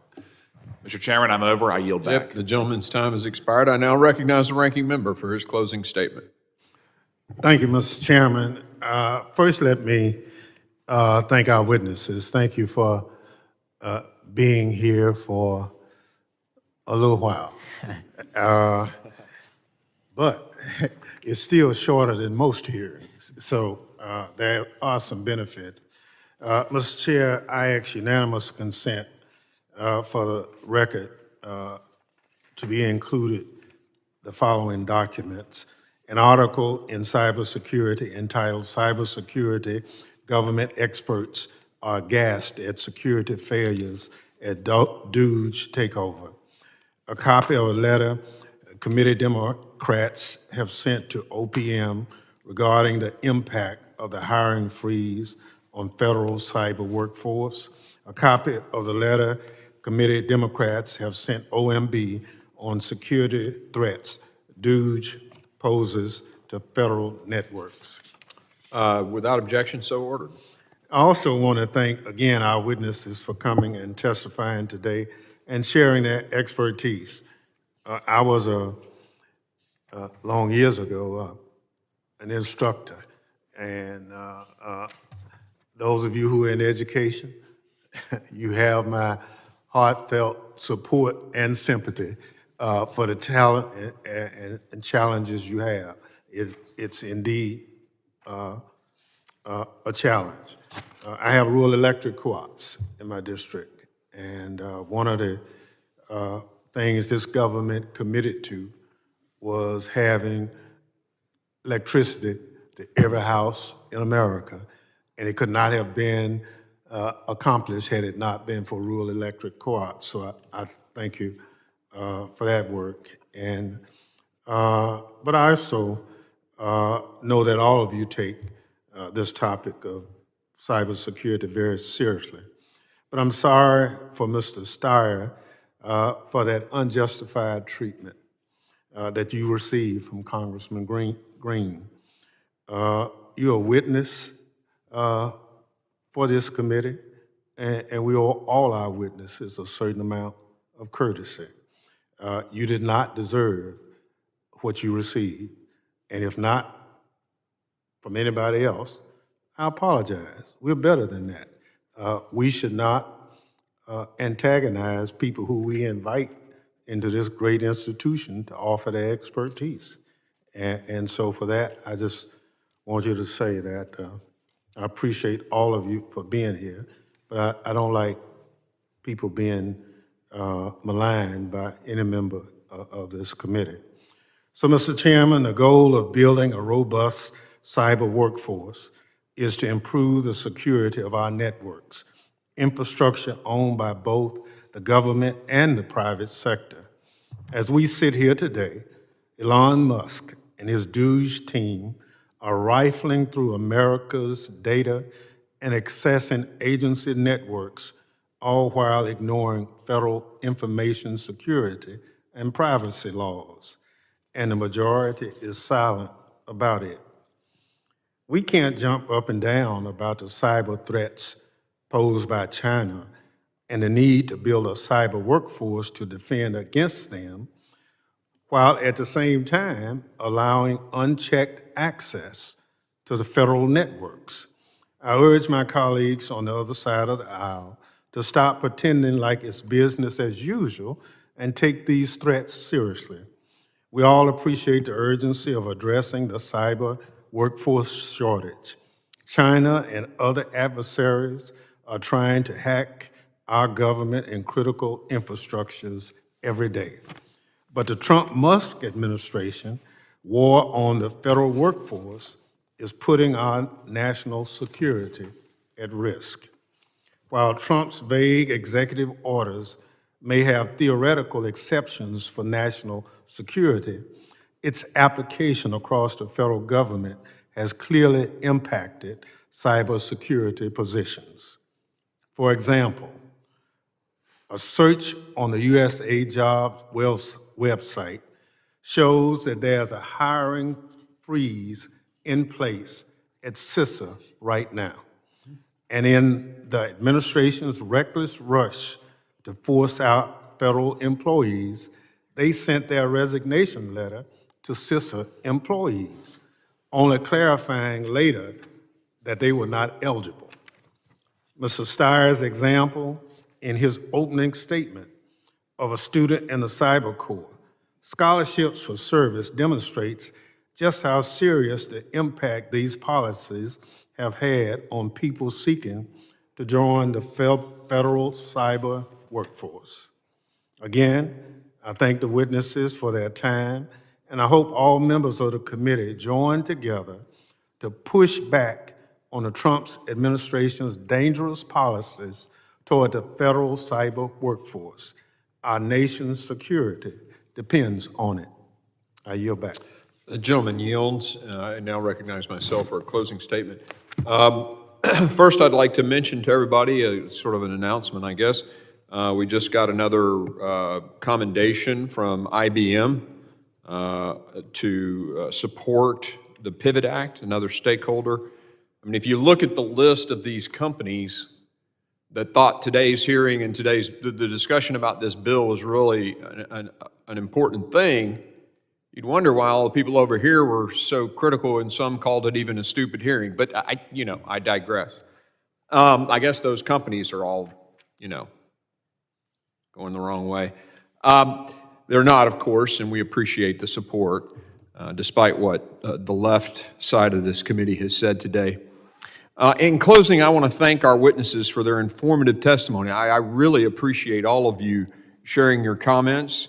The cyber threat environment continues to evolve, and it's a huge risk to our country. The fact that Volt Typhoon, Salt Typhoon are where they are or where they've been should scare the hell out of every American. And we have a massive shortage of people. And as we looked over the past, my first term as chairman, we identified the priorities. And this is the workforce shortage is number one. And that's why this committee, last week's committee, focused on cyber, the first of this Congress and this committee's. Nation-state actors like China, Russia, Iran routinely target critical networks, businesses in both private and public sectors, and it's vital that we scale the workforce up. I am disappointed that some seem concerned about criticizing efforts to create much-needed efficiency and improvement within the federal government and the actual misallocation of massive taxpayer funds that could have gone to cybersecurity. Today's hearing and the Cyber Pivot Act are focused on leveraging flexible approaches to close talent gaps and improve our cyber workforce using lessons and approaches from the private sector. I think we would all agree that developing our cyber workforce should be much higher priority than spending $25 million to promote green transportation in the country of Georgia, or spending taxpayer dollars teaching journalists in Sri Lanka to avoid using binary gender language, or to take another example, the federal government spending $2 million to promote Moroccan pottery classes, another $2 million to promote tourism in Lebanon, which is under a travel warning from the State Department, all discovered by the very organization that nearly every member of that side of the committee spent today's committee hearing talking about when we're here to talk about, this massive cyber shortage and risk to our country. These are just the tip of the iceberg. Someone told me as I was walking in this morning, we sent $49 million to Guatemala to build a gas station that never got built. Thank God someone's figuring this out. The corruption that's happened, of course they want to jump up and down and say, somebody's not supposed to be here. A guy, by the way, who builds rockets for NASA and has a top secret security clearance. I'll just correct the record on that. When you bring efficiency to government, you invest in the core needs of government. What is a core need of government? Cybersecurity. The enemy has invaded our infrastructure and our telecommunications networks. We need every penny we've got to go toward things like the Pivot Act. Our approach to Cyber Pivot Act has received significant support from the cybersecurity community, trade organizations, businesses. We've talked about this. I look forward to making this bill become law this Congress because our nation needs it. And even the witness from the other side agreed with that. And I'll make a quick comment about when you're in a committee hearing as a witness, the representative owns their time. Mr. Stier, if you were offended, I apologize, but they own their time. And in this committee room and in every committee room, I've seen this happen many times where someone shuts down the witness to say what they want to say. So we gavelled down people in this committee on my side of the aisle when they did cross the line and attack the witnesses, verbally with character. I didn't see that happen today, and so we let that continue. But it is interesting how the politics of this place works, and what the rules really are. But I want to catch you after this so I can talk with you in person. I want to again thank the witnesses for being here, the members for their questioning. This hearing